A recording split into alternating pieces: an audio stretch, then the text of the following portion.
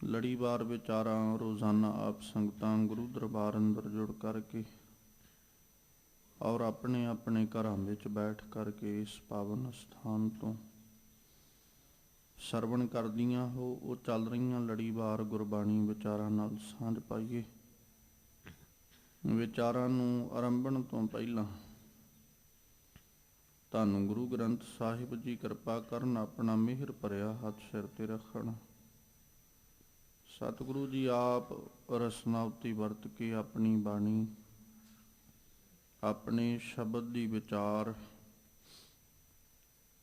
ਆਪ ਕਰਵਾ ਲੈਣ ਔਰ ਆਪ ਸਰਬੱਤ ਸੰਗਤ ਬਖਸ਼ੋ ਅਸੀਸ। ਕੋਈ ਰਸਨਾ ਵਾਂਝੀ ਨਾ ਰਹੇ, ਦੋਵੇਂ ਹੱਥ ਜੋੜ ਆਪਣੀਆਂ ਮਨ ਔਰ ਬਿਰਤੀਆਂ ਨੂੰ ਇਕਾਗਰ ਕਰਦਿਆਂ ਹੋਇਆਂ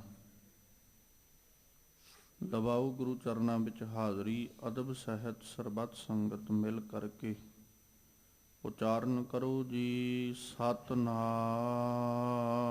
ਸ੍ਰੀ ਵਾਹਿਗੁਰੂ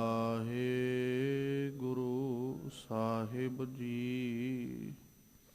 ਇੱਕ ਵਾਰ ਫਿਰ ਕਰੋ ਰਸਨਾਵਾਂ ਪਵਿੱਤਰ ਔਰ ਮਿਲ ਕੇ ਆਖੋ ਜੀ ਸਤਿਨਾਮ ਸ੍ਰੀ ਵਾਹਿਗੁਰੂ ਸਾਹਿਬ ਜੀ। ਵਾਹਿਗੁਰੂ ਸਾਹਿਬ ਜੀ। ਸ੍ਰੀ ਰਾਗ ਮਹੱਲਾ ਚੌਥਾ। ਘਰ ਦੂਜਾ ਸ਼ੰਤ। ਇੱਕ ਓੰਕਾਰ ਸਤਿ ਗੁਰ ਪ੍ਰਸਾਦ। ਹਰ ਪ੍ਰਭ ਮੇਰੇ ਬਾਬੁਲਾ, ਹਰ ਦੇਵੋ ਦਾਨ ਮੈਂ ਦਾਜੋ। ਹਰ ਕਪੜੋ ਹਰ ਸ਼ੋਭਾ ਦੇਵੋ, ਜਿਤ ਸਵਰੈ ਮੇਰਾ ਕਾਜੋ।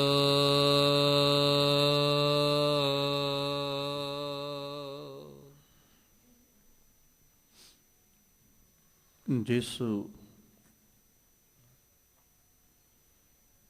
ਪਾਵਨ ਸ਼ਬਦ ਦਾ ਪਾਠ ਆਪ ਸੰਗਤ ਨੇ ਬੜੇ ਅਦਬ ਸਤਿਕਾਰ ਦੇ ਨਾਲ ਪਿਆਰ ਸਹਿਤ ਮਾਨਯੋਗ ਭਾਈ ਸਾਹਿਬਾਂ ਪਾਸੋਂ ਸਰਵਣ ਕੀਤਾ ਹੈ, ਇਹ ਪਾਵਨ ਬਚਨ ਸਤਿਗੁਰੂ ਧੰਨ ਗੁਰੂ ਰਾਮਦਾਸ ਪਾਤਸ਼ਾਹ ਜੀ ਦੀ ਰਸਨਾ ਤੋਂ ਉਚਾਰਨ ਕੀਤੇ ਹੋਏ ਸ੍ਰੀ ਰਾਗ ਦੇ ਅੰਦਰ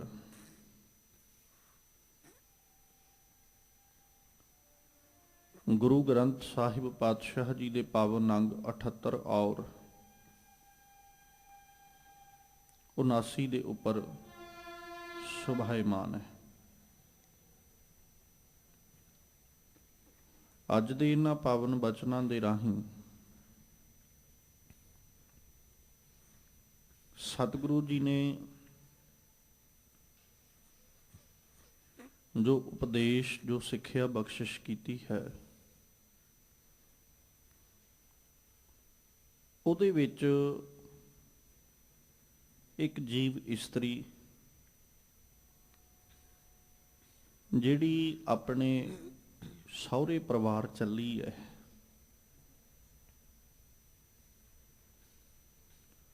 ਉਹ ਸਹੁਰੇ ਪਰਿਵਾਰ ਚੱਲੀ ਹੋਈ ਜੀਵ ਇਸਤਰੀ ਆਪਣੇ ਪਿਤਾ ਦੇ ਅੱਗੇ ਆਪਣੇ ਮਨ ਦੀਆਂ ਭਾਵਨਾਵਾਂ ਨੂੰ, ਮਨ ਦੀਆਂ ਇੱਛਾਵਾਂ ਨੂੰ ਰੱਖ ਰਹੀ ਹੈ, ਜਿਹਦੇ ਵਿੱਚ ਉਹ ਪਿਤਾ ਦੇ ਕੋਲੋਂ ਕੁਝ ਵਸਤੂਆਂ ਦੀ ਮੰਗ ਕਰ ਰਹੀ ਹੈ, ਪਰ ਉਹ ਵਸਤੂਆਂ ਸੰਸਾਰਕ ਤੌਰ ਤੇ ਜਾਂ ਸੰਸਾਰੀ ਨਹੀਂ ਵੀ ਪਿਤਾ ਨੂੰ ਉਹ ਵਸਤੂਆਂ ਲੈਣ ਵਾਸਤੇ ਕਰਜ਼ਾ ਚੁੱਕਣਾ ਪਏ ਜਾਂ ਵਸਤੂਆਂ ਦੇਣ ਵਾਸਤੇ ਕਰਜ਼ਾ ਚੁੱਕਣਾ ਪਏ। ਤੇ ਮੁੜ ਉਸੇ ਕਰਜ਼ੇ ਦੇ ਹੇਠਾਂ ਦੱਬ ਕੇ ਤੇ ਆਪਣੀ ਜਾਨ ਗਵਾਉਣੀ ਪਏ। ਨਹੀਂ, ਸਗੋਂ ਉਹ ਆਪਣੇ ਪਿਤਾ ਦੇ ਕੋਲੋਂ ਉਹ ਵਸਤੂਆਂ ਮੰਗ ਰਹੀ ਹੈ ਜਿਹਦੇ ਨਾਲ ਪਿਤਾ ਦਾ ਸਿਰ ਵੀ ਉੱਚਾ ਹੋਏ ਤੇ ਉਧਰੋਂ ਧੀ ਦਾ ਵੀ ਸਿਰ ਉੱਚਾ ਤੇ ਸਾਰੇ ਸਹੁਰੇ ਪਰਿਵਾਰ ਤੇ ਪੇਕੇ ਪਰਿਵਾਰ ਦਾ ਵੀ ਸਿਰ ਮਾਣ ਨਾਲ ਉੱਚਾ ਹੋ ਜਾਏ। ਖਿਆਲ ਰੱਖੀਏ, ਅੱਜ ਸਤਿਗੁਰੂ ਜੀ ਨੇ ਜਿਹੜਾ ਉਪਦੇਸ਼ ਬਖਸ਼ਿਸ਼ ਕੀਤਾ, ਇਹਦੇ ਵਿੱਚ ਮਾਲਕ ਕਹਿੰਦੇ ਹਰ ਪ੍ਰਭ ਮੇਰੇ ਬਾਬੁਲਾ, ਹਰ ਦੇਵੋ ਦਾਨ ਮੈਂ ਦਾਜੋ। ਕਿ ਹੇ ਮੇਰੇ ਬਾਬੁਲ ਜੀਓ, ਮੈਨੂੰ ਦਾਨ ਦੇ ਵਜੋਂ ਜੇ ਦਾਜ ਦੇਣਾ ਹੈ ਤੇ ਉਸ ਦਾਜ ਦੇ ਵਿੱਚ ਮੈਨੂੰ ਅਕਾਲ ਪੁਰਖ ਪਰਮੇਸ਼ਵਰ ਦਾ ਚਿੰਤਨ ਦਿਓ, ਰੱਬ ਜੀ ਦਾ ਨਾਮ ਬਖਸ਼ਿਸ਼ ਕਰੋ। ਜਦੋਂ ਅੱਜ ਦੇ ਹਾਲਾਤਾਂ ਨੂੰ ਸਮਾਜਿਕ ਤੌਰ ਤੇ ਵੇਖਦੇ ਹਾਂ, ਅੱਜ ਦੇ ਸਮੇਂ ਵਿੱਚ ਇੱਕ ਬੜੀ ਵੱਡੀ ਕੁਰੀਤੀ ਬਣ ਚੁੱਕੀ ਦਾਜ।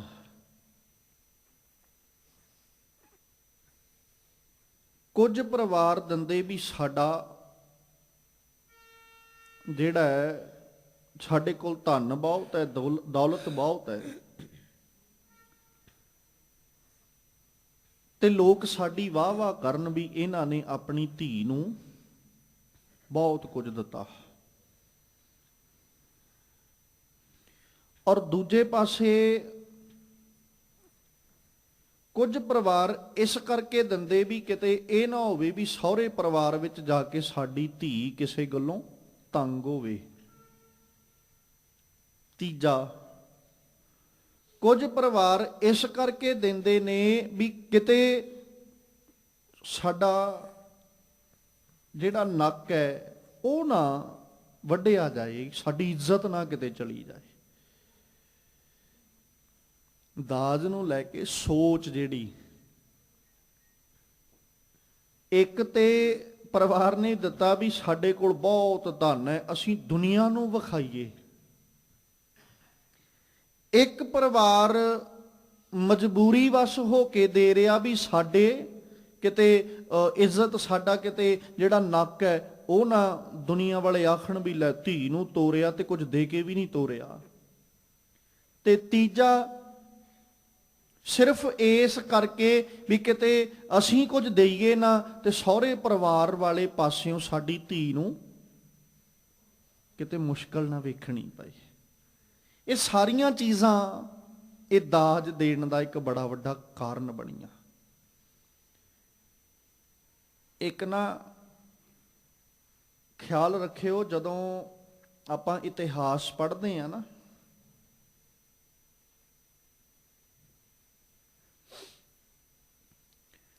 ਤੇ ਗੁਰੂ ਹਰਗੋਬਿੰਦ ਸਾਹਿਬ ਪਾਤਸ਼ਾਹ ਜੀ ਜਦੋਂ ਆਪਣੇ ਸੁਪੁੱਤਰ ਗੁਰੂ ਤੇਗ ਬਹਾਦਰ ਪਾਤਸ਼ਾਹ ਜੀ ਦਾ ਆਨੰਦ ਕਾਰਜ ਕਰਨ ਲਈ ਜਾਂਦੇ, ਮਾਤਾ ਗੁਜਰੀ ਜੀ ਨਾਲ ਗੁਰੂ ਤੇਗ ਬਹਾਦਰ ਸਾਹਿਬ ਦੇ ਆਨੰਦ ਕਾਰਜ ਹੋਏ। ਜਦੋਂ ਉੱਥੋਂ ਡੋਲੀ ਲੈ ਕੇ ਵਾਪਸ ਆਉਂਦੇ ਨੇ, ਮਤਲਬ ਮਾਤਾ ਗੁਜਰੀ ਜੀ ਨੂੰ ਉੱਥੋਂ ਲੈ ਕੇ ਆਨੰਦ ਕਾਰਜ ਤੋਂ ਬਾਅਦ ਵਿੱਚ ਜਦੋਂ ਆਪਣੇ ਗ੍ਰਹਿ ਵਿਖੇ ਲੈ ਕੇ ਆਉਣ ਲੱਗਦੇ, ਤੇ ਮਾਤਾ ਗੁਜਰੀ ਦੇ ਪਿਤਾ ਜੀ ਗੁਰੂ ਹਰਗੋਬਿੰਦ ਸਾਹਿਬ ਨੂੰ ਨਾ ਉੱਥੋਂ ਤੁਰਨ ਲੱਗਿਆ ਆਪਣੀ ਰਸਨਾ ਤੋਂ ਇੱਕ ਬਚਨ ਕਰਦੇ ਵੀ ਗੁਰੂ ਪਾਤਸ਼ਾਹ ਜੀ, ਉਹ ਆਪ ਜੀ ਬਹੁਤ ਵੱਡੀ ਸ਼ਖਸੀਅਤ ਹੋ, ਦੀਨ ਦੁਨੀਆ ਦੇ ਮਾਲਕ ਕੋ, ਪਾਤਸ਼ਾਹ ਵੀ ਹੋ ਤੇ ਬਾਦਸ਼ਾਹ ਵੀ ਹੋ, ਤੁਹਾਨੂੰ ਕਮੀ ਕੋਈ ਨਹੀਂ। ਪਰ ਮੈਂ ਆਪ ਜੀ ਦੀ ਸੇਵਾ ਜਿਹੜੀ ਨਾ ਉਹ ਚੰਗੀ ਤਰ੍ਹਾਂ ਨਹੀਂ ਕਰ ਸਕਿਆ, ਤੇ ਆਪ ਜੀ ਨੂੰ ਕੁਝ ਦੇ ਵੀ ਨਹੀਂ ਸਕਿਆ। ਤੇ ਗੁਰੂ ਹਰਗੋਬਿੰਦ ਸਾਹਿਬ ਨੇ ਇੱਕ ਬਚਨ ਬੜਾ ਪਿਆਰਾ ਉੱਥੇ ਆਖਿਆ ਸੀ ਵੀ ਭਾਈ, ਜਿਨਨੇ ਆਪਣੀ ਬੱਚੀ ਸਾਨੂੰ ਦੇ ਦਿੱਤੀ ਹੈ ਉਹਨੇ ਆਪਣੇ ਕੋਲ ਰੱਖਿਆ ਹੀ ਕੀ ਹੈ। ਔਰ ਉਹਦਾ ਜ਼ਿਕਰ ਕਰਦਿਆਂ ਇਤਿਹਾਸਕਾਰ ਲਿਖਦੇ ਵੀ ਗੁਰੂ ਸਾਹਿਬ ਨੇ ਆਖਿਆ, ਜਿਸ ਨੇ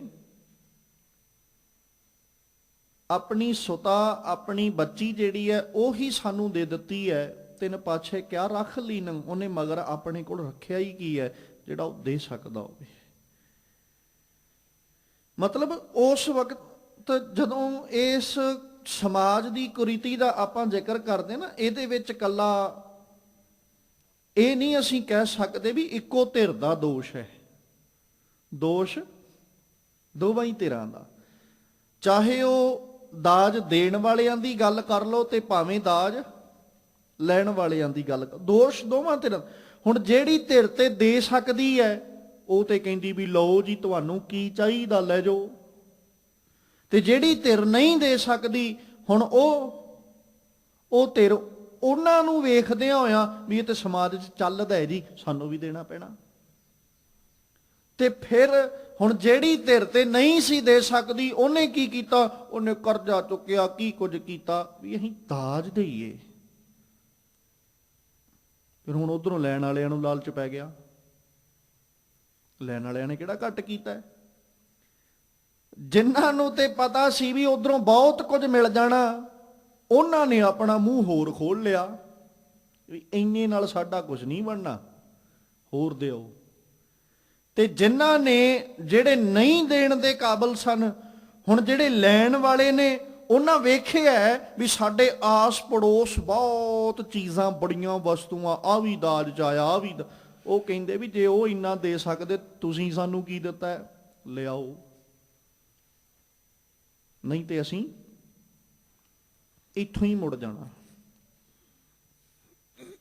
ਉਹ ਪਰਿਵਾਰ ਨੂੰ ਫਿਰ ਚਿੰਤਾ ਬਣ ਗਈ। ਮਤਲਬ ਇੱਕ ਪੱਖ ਦਾ ਅਸੀਂ ਦੋਸ਼ ਨਹੀਂ ਰੱਖ ਸਕਦੇ। ਜੇ ਇਹ ਦਾਜ ਦੇਣ ਵਾਲੀ ਕੁਰੀਤੀ ਚੱਲੀ ਹੈ, ਕਿਤੋਂ ਤੋਂ ਆਰੰਭ ਹੋਈ ਹੈ ਨਾ ਵੀ ਆ ਦੇਣੀ ਹੈ, ਦਾਜ ਦੇ ਕੇ ਤੋਰਨਾ। ਜੇ ਅੱਜ ਸਮਾਜ ਦੀ ਇੱਕ ਇਹਨੂੰ ਨਾ ਸਮਾਜ ਨੇ ਅੱਜ ਇੱਕ ਅੰਗ ਕਹਿਣਾ ਸ਼ੁਰੂ ਕਰਤਾ, ਇਹ ਕਿਹੜਾ ਅਸੀਂ ਉਹਨਾਂ ਨੂੰ ਆਪਣੀ ਧੀ ਨੂੰ ਹੀ ਦੇਣਾ, ਅਗਲਿਆਂ ਨੇ ਆਪਣੀ ਧੀ ਵਾਸਤੇ ਦੇਣਾ, ਆਪਣੀ ਧੀ ਨੂੰ ਦੇਣਾ। ਪਹਿਲਾਂ ਤੇ ਇਹ ਸੋਚੋ ਵੀ ਜਿਹੜੇ ਧੀ ਦੇ ਰਹੇ ਨੇ ਕੀ ਉਹ ਵਸਤੂਆਂ ਨਹੀਂ ਦੇ ਸਕਦੇ? ਸੁਭਾਵਿਕ ਦੀ ਗੱਲ ਹੈ ਕਿ ਪਦਾਰਥ ਵੀ, ਜਿਨ੍ਹਾਂ ਨੇ ਆਪਾਂ ਬੱਚੇ ਨੂੰ, ਔਲਾਦ ਨੂੰ ਜਿਗਰ ਦਾ ਟੁਕੜਾ ਕਹਿੰਦੇ, ਜੇ ਉਹ ਜਿਗਰ ਦਾ ਟੁਕੜਾ ਦੇ ਸਕਦੇ ਤੇ ਵਸਤੂਆਂ ਕਿੰਨੀਆਂ ਕੁ ਵੱਡੀਆਂ ਚੀਜ਼ ਹੈ, ਕਿਤੇ ਉਹ ਦੇ ਸਕਦੇ ਨੇ, ਚਾਹੇ ਕਿਵੇਂ ਮਰਜ਼ੀ ਦੇਣ। ਪਰ ਦੂਜੇ ਪਾਸੇ ਅਸੀਂ ਧੀ ਵਾਲਿਆਂ ਕੋਲੋਂ ਹੀ ਕਿਉਂ ਲਈਏ ਕਿ ਸਾਡੇ ਕੋਲ ਇੰਨੀ ਸਮਰੱਥਾ ਵੀ ਨਹੀਂ ਵੀ ਅਸੀਂ ਆਪਣੇ ਘਰ 'ਚ ਰੋਟੀ ਆਪ ਖਾ ਸਕੀਏ, ਜਾਂ ਆਪਣੇ ਘਰ ਦੇ ਵਿੱਚ ਬਰਤਨ ਅਸੀਂ ਆਪ ਲਿਆ ਸਕੀਏ, ਜਾਂ ਆਪਣੇ ਘਰ ਦੇ ਵਿੱਚ ਅਸੀਂ ਆਪਣੀਆਂ ਲੋੜੀਂਦੀਆਂ ਵਸਤੂਆਂ ਆਪ ਲਿਆ ਸਕੀਏ, ਕਿ ਸਾਡੇ ਕੋਲ ਇੰਨੀ ਵੀ ਸਮਰੱਥਾ ਨਹੀਂ ਹੈ। ਸੋਚਣ ਵਾਲੀ ਗੱਲ ਤੇ ਇਹ ਹੈ ਨਾ ਵੀ ਇੱਕ ਪਾਸੇ ਅਸੀਂ ਕਹਿੰਦੇ ਆ ਜੀ ਆਪਣੇ ਬੱਚੇ ਦਾ ਅਸੀਂ ਆਨੰਦ ਕਾਰਜ ਕਰਨਾ ਹੈ, ਤੇ ਦੂਜੇ ਪਾਸੇ ਆਨੰਦ ਕਾਰਜ ਕਰਕੇ ਗੁਰੂ ਪਾਤਸ਼ਾਹ ਦੀ ਹਜ਼ੂਰੀ ਵਿੱਚ ਲਾਵਾਂ ਪੜ੍ਹ ਕੇ ਆਨੰਦ ਦੀ ਥਾਂ ਅਸੀਂ ਉੱਥੇ ਝਗੜਾ ਪਾ ਕੇ ਬੈਠੇ। ਆਨੰਦ ਕਾਰਜ ਤਾਂ ਨਾ ਹੋਇਆ। ਫਿਰ ਜਿਸ ਜਗ੍ਹਾ ਦੇ ਉੱਤੇ ਆਨੰਦ ਕਾਰਜ ਕੀਤਾ ਹੈ, ਆਨੰਦ ਕਾਰਜ ਗੁਰੂ ਸਾਹਿਬ ਦੀ ਹਜ਼ੂਰੀ ਚ ਲਾਵਾਂ ਦਾ ਪਾਠ ਹੋਇਆ, ਲਾਵਾਂ ਦਾ ਜਾਪ ਹੋਇਆ, ਲਾਵਾਂ ਦਾ ਕੀਰਤਨ ਹੋਇਆ, ਪਰਿਕਰਮਾ ਵੀ ਗੁਰੂ ਸਾਹਿਬ ਅੱਗੇ ਹੋਈਆਂ, ਉੱਥੇ ਤੇ ਆਨੰਦ ਬਣ ਜਾਣਾ ਚਾਹੀਦਾ ਸੀ ਜ਼ਿੰਦਗੀਆਂ ਵਿੱਚ। ਚਾਹੇ ਆਨੰਦ ਕਾਰਜ ਜਿਨ੍ਹਾਂ ਦਾ ਹੋਇਆ ਉਹਨਾਂ ਦੀ ਜ਼ਿੰਦਗੀ ਦੀ ਗੱਲ ਕਰੀਏ ਤੇ ਭਾਵੇਂ ਉੱਥੇ ਹਾਜ਼ਰ ਜਿਤਨੀ ਸੰਗਤ ਹੈ ਉਹਨਾਂ ਦੀਆਂ ਜ਼ਿੰਦਗੀਆਂ ਦੀ ਗੱਲ, ਉੱਥੇ ਤੇ ਜ਼ਿੰਦਗੀ ਵਿੱਚ ਆਨੰਦ ਬਣ ਜਾਣਾ ਚਾਹੀਦਾ ਸੀ। ਅਸੀਂ ਤੇ ਝਗੜਾ ਪਾ ਕੇ ਬਹਿ ਗਏ ਵੀ ਦੱਸੋ ਹੁਣ ਭਾਈ, ਆਨੰਦ ਕਾਰਜ ਤੇ ਗਿਆ ਹੋ, ਵਸਤੂਆਂ ਕੀ ਕੀ ਦੇ ਰਹੇ ਹੋ, ਜੇ ਨਹੀਂ ਤੇ ਅਸੀਂ ਬਰਾਤ ਖਾਲੀ ਲੈ ਕੇ ਚੱਲੇ। ਤੇ ਲੜਕੀ ਵਾਲਿਆਂ ਨੂੰ ਚਿੰਤਾ ਬਣ ਜਾਂਦੀ,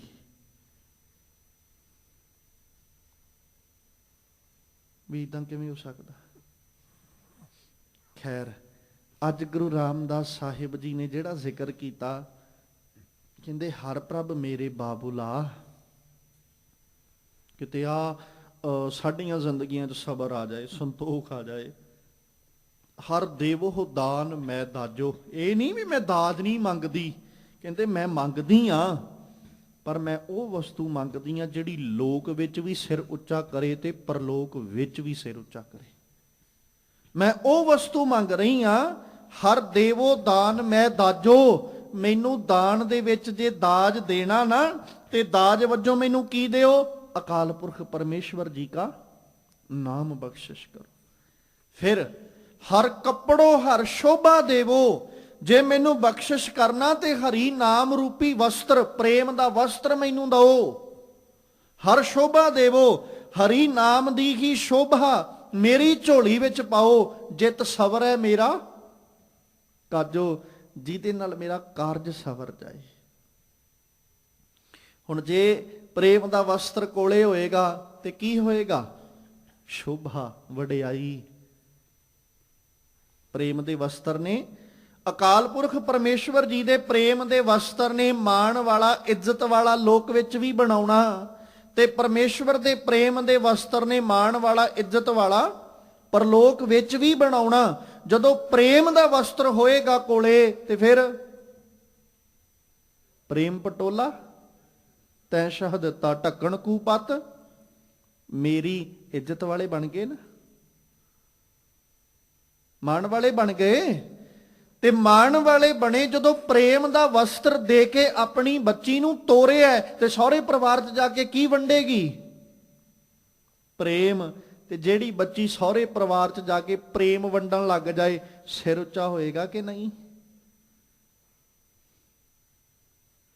ਤੇ ਜੇ ਅਸੀਂ ਵਸਤੂਆਂ ਦੇ ਕੇ ਤੋਰਾਂਗੇ ਤੇ ਕੀ ਬਣੇਗਾ?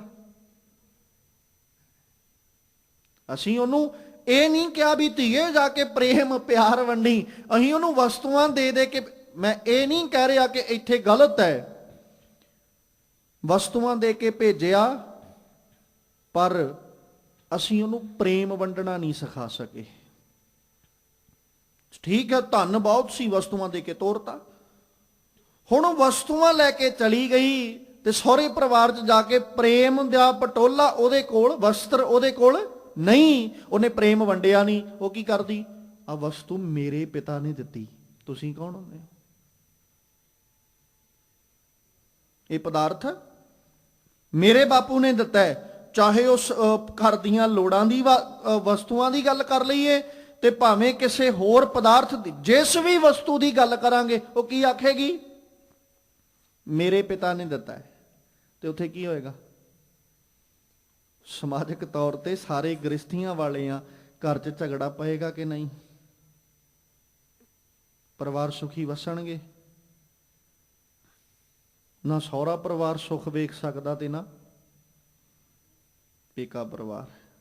ਤੇ ਫਿਰ ਹੋਏਗਾ ਕਿ ਜਦੋਂ ਉਹ ਬੱਚੀ ਇਸ ਗੱਲ ਤੇ ਆ ਗਈ ਵੀ ਮੇਰੇ ਬਾਪੂ ਨੇ ਇਹ ਵਸਤੂਆਂ ਦਿੱਤੀਆਂ, ਸਹੁਰੇ ਪਰਿਵਾਰ ਨੇ ਕਹਿਣਾ ਵੀ ਚੁੱਕ ਤੇ ਲੈ ਜਾ। ਇਹੀ ਹੋਏਗਾ ਨਾ ਵੀ ਆ ਵਸਤੂਆਂ ਲੈ ਤੇ ਜਾ। ਅਸੀਂ ਤੈਨੂੰ ਇਸ ਕਰਕੇ ਨਹੀਂ ਸੀ ਲਿਆਂਦਾ ਵੀ ਤੂੰ ਸਾਡੇ ਘਰ ਵਿੱਚ ਆ ਕੇ ਫੁੱਟ ਪਾ ਦੇਵੇਂ। ਅਸੀਂ ਤੇ ਘਰ ਬੰਨਣ ਵਾਸਤੇ ਲਿਆਂਦਾ ਸੀ, ਘਰ ਤੋੜਨ ਵਾਸਤੇ ਨਹੀਂ।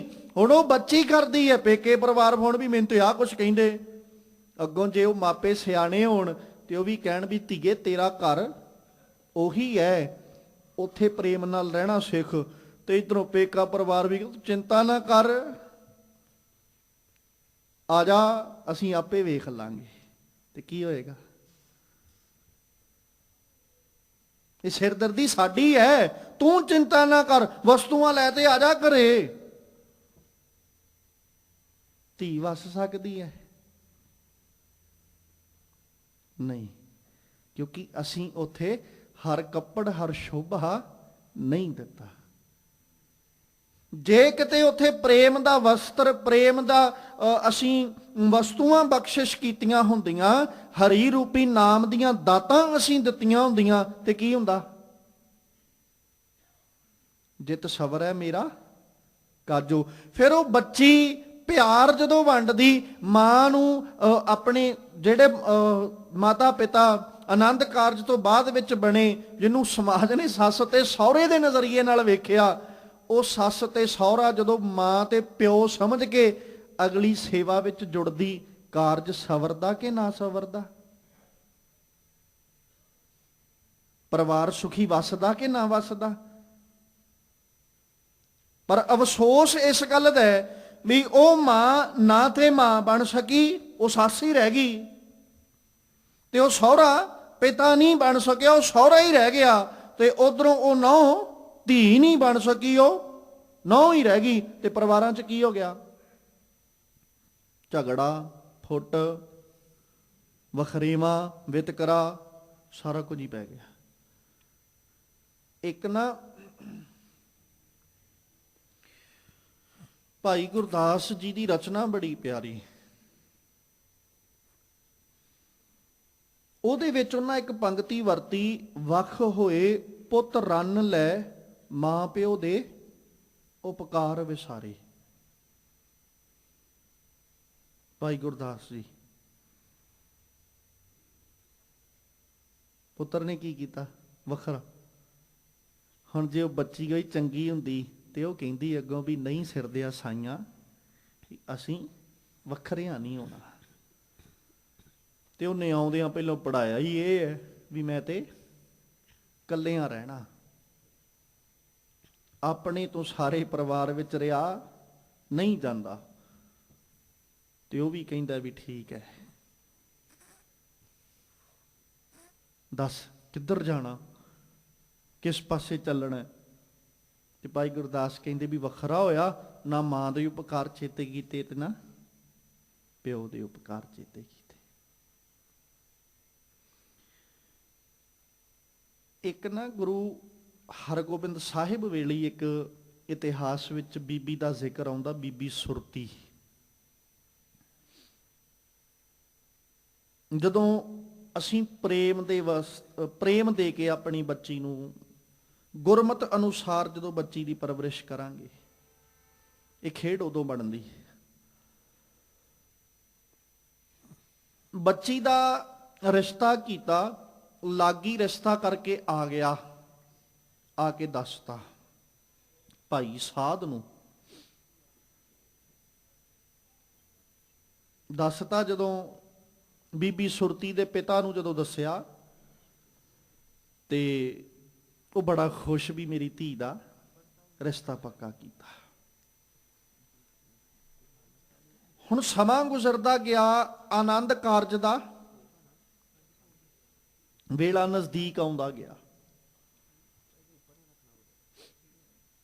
ਜਦੋਂ ਆਨੰਦ ਕਾਰਜ ਦਾ ਵੇਲਾ ਨਜ਼ਦੀਕ ਆਇਆ ਤੇ ਹਾਲਾਤ ਇਹ ਸਨ, ਮਨ ਵਿੱਚ ਚਾਅ ਸੀ ਵੀ ਜੇ ਸਾਡੇ ਕੋਲ ਸਿੱਖੀ ਤੇ ਸਾਡੇ ਜਿਹੜੇ ਜਿਸ ਪਾਸੇ ਮੇਰੀ ਧੀ ਨੇ ਜਾਣਾ ਉਸ ਪਾਸੇ ਵੀ ਸਿੱਖੀ ਹੋਣੀ। ਇਹ ਪਿਤਾ ਦੇ ਮਨ ਵਿੱਚ ਇੱਕ ਇੱਛਾ ਸੀ, ਉਹ ਇੱਛਾ ਰੱਖ ਕੇ ਬੈਠਾ। ਉਧਰੋਂ ਜਦੋਂ ਜੰਝ ਆਈ, ਬਾਰਾਤ ਆਈ, ਉਥੇ ਕੋਈ ਗੁਰਸਿੱਖੀ ਵਾਲਾ ਗੁਰਮਤ ਵਾਲਾ ਕੁਝ ਨਹੀਂ, ਉਹ ਸਾਰੇ ਆਪਣੀ ਮੌਜ 'ਚ ਆਪਣੀ ਮਸਤੀ 'ਚ ਆਏ।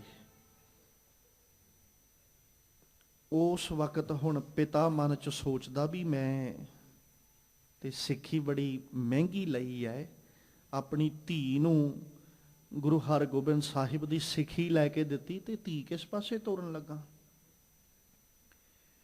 ਫਿਰ ਉਹ ਪਿਤਾ ਹੱਥ ਜੋੜ ਕੇ ਹੁਣ ਗੁਰੂ ਹਰਗੋਬਿੰਦ ਸਾਹਿਬ ਅੱਗੇ ਅਰਜ਼ੋਈ ਕਰਦਾ, ਕਿਉਂਕਿ ਹੋਰ ਰਸਤਾ ਨਹੀਂ ਸੀ ਕੋਈ, ਵੀ ਮਾਲਕ ਜੀਓ ਆ ਬੱਚੀ ਨੇ ਸਿੱਖੀ ਤੁਹਾਡੀ ਦਿੱਤੀ ਸੰਭਾਲੀ ਹੈ, ਅੱਜ ਤੱਕ ਸੰਭਾਲਦੀ ਆਈ ਹੈ, ਤੇ ਤੁਹਾਡੀ ਸਿੱਖੀ ਹੈ, ਤੁਸੀਂ ਆਪ ਸਾਂਭਣ ਦੀ ਸੰਭਾਲਣ ਦੀ ਸਮਰੱਥਾ ਵੀ ਬਖਸ਼ਣੀ ਹੈ।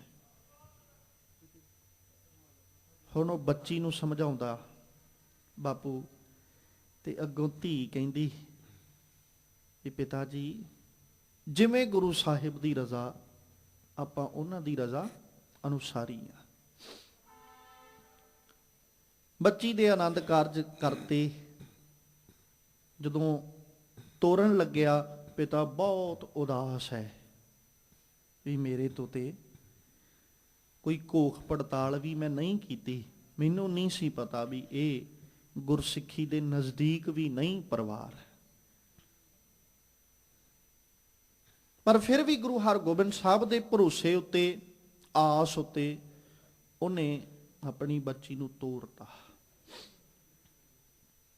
ਸਹੁਰੇ ਪਰਿਵਾਰ ਵਿੱਚ ਗਈ, ਜਿਵੇਂ ਪਰਿਵਾਰ ਦੀ ਅੱਗੇ ਰੀਤ ਸੀ ਵੀ ਜਦੋਂ ਘਰ ਦੇ ਵਿੱਚ ਨਵੀਂ ਬਹੂ ਨੇ ਆਉਣਾ ਤੇ ਉਹ ਸਖੀ ਸਰਵੀਰੇ ਦੇ ਪੁਜਾਰੀ ਸਾਰੇ ਹੀ ਉੱਥੇ ਮੱਥਾ ਟੇਕਣ ਵਾਸਤੇ ਲੈ ਕੇ ਜਾਂਦੇ, ਨਮਸਕਾਰ ਵੀ ਆਓ ਆਪਾਂ ਉਹਨਾਂ ਦੇ ਅੱਗੇ ਨਮਸਕਾਰ ਕਰਕੇ। ਬੱਚੀ ਨੇ ਨਾ ਆਪਣੇ ਸਿਰ ਦੇ ਸਾਈਂ ਨੂੰ ਇੱਕ ਬਾਤ ਆਖੀ, ਕਹਿੰਦੀ ਵੀ ਸਿਰ ਦਿਆ ਸਾਈਆਂ, ਜਿਸ ਪਾਸੇ ਲਾਏਗਾ ਨਾ ਉਸੇ ਪਾਸੇ ਤੇਰੇ ਨਾਲ ਤੁਰਨਾ ਪੈਣਾ, ਜਿਵੇਂ ਕਹੇਗਾ ਉਵੇਂ ਕਰਨਾ ਪੈਣਾ। ਪਰ ਅੱਜ ਮੈਂ ਤੁਹਾਡੇ ਕੋਲੋਂ ਕੁਝ ਮੰਗਣ ਲੱਗੀ ਆ ਤੇ ਇਹ ਵੀ ਦਾਅਵਾ ਕਰਦੀ ਆ ਵੀ ਅੱਜ ਤੋਂ ਬਾਅਦ ਚ ਕੁਝ ਮੰਗਾਂਗੀ ਵੀ ਨਹੀਂ। ਬਸ ਇੱਕ ਬੇਨਤੀ ਹੈ ਤੁਹਾਡੇ ਅੱਗੇ, ਕੋਈ ਵਸਤੂ ਨਹੀਂ ਚਾਹੀਦੀ, ਕੋਈ ਪਦਾਰਥ ਨਹੀਂ ਚਾਹੀਦਾ, ਇੱਕੋ ਬੇਨਤੀ, ਜਿਸ ਪਾਸੇ ਆਪ ਜੀ ਨੇ ਲੈ ਕੇ ਜਾਣਾ ਹੈ ਉਸ ਪਾਸੇ ਤੋਂ ਪਹਿਲਾਂ ਮੈਂ ਇੱਕ ਵਾਰੀ ਗੁਰੂ ਹਰਗੋਬਿੰਦ ਸਾਹਿਬ ਦੇ ਦਰਸ਼ਨ ਕਰਨਾ ਚਾਹੁੰਦੀ ਹਾਂ। ਇਹੋ ਚੀਜ਼ ਮੰਗਦੀ ਹਾਂ, ਉਦੋਂ ਬਾਅਦ ਚ ਨਾ ਮੰਗਾਂਗੀ ਕਦੇ, ਜਿਸ ਪਾਸੇ ਲਾਉਂਗੇ ਉਸੇ ਪਾਸੇ ਤੁਰ ਪਾਂਗੀ। ਉਹਨੇ ਵੀ ਆਪਣੇ ਪਰਿਵਾਰ ਨਾਲ, ਮਾਂ-ਬਾਪ ਨਾਲ ਗੱਲ ਕੀਤੀ, ਉਹ ਕਹਿੰਦੇ ਵੀ ਠੀਕ ਹੈ ਲੈ ਜਾ। ਉਹ ਆਪਣੇ ਦੋਵੇਂ ਜੀ ਤੁਰੇ ਉੱਥੋਂ ਤੇ ਤੁਰ ਕੇ ਗੁਰੂ ਹਰਗੋਬਿੰਦ ਸਾਹਿਬ ਦੇ ਚਰਨਾਂ ਚ ਆ ਗਏ। ਤੇ ਉਹ ਬੱਚੀ ਗੁਰੂ ਹਰਗੋਬਿੰਦ ਸਾਹਿਬ ਦੇ ਅੱਗੇ ਨਮਸਕਾਰ ਕਰਦਿਆਂ ਇੱਕ ਅਰਜ਼ੋਈ ਕਰਦੀ ਹੈ ਵੀ ਸਤਿਗੁਰੂ ਜੀਓ, ਅੱਜ ਆਈ ਆ, ਅੱਜ ਤੋਂ ਬਾਅਦ ਚ ਪਤਾ ਨਹੀਂ ਮੁੜ ਕੇ ਆਵਾਂਗੀ ਕਿ ਨਹੀਂ। ਤੁਹਾਡੇ ਅੱਗੇ ਅਰਜ਼ੋਈ ਹੈ ਵੀ ਜਿੱਥੇ ਮੇਰੀ ਝੋਲੀ ਵਿੱਚ ਆਪਣੀ ਬਖਸ਼ਿਸ਼ ਪਾਈ, ਮੇਰੇ ਸਿਰ ਦੇ ਸਾਈਂ ਦੀ ਝੋਲੀ ਵਿੱਚ ਵੀ ਸਿੱਖੀ ਦੀ ਦਾਤ ਪਾਓ।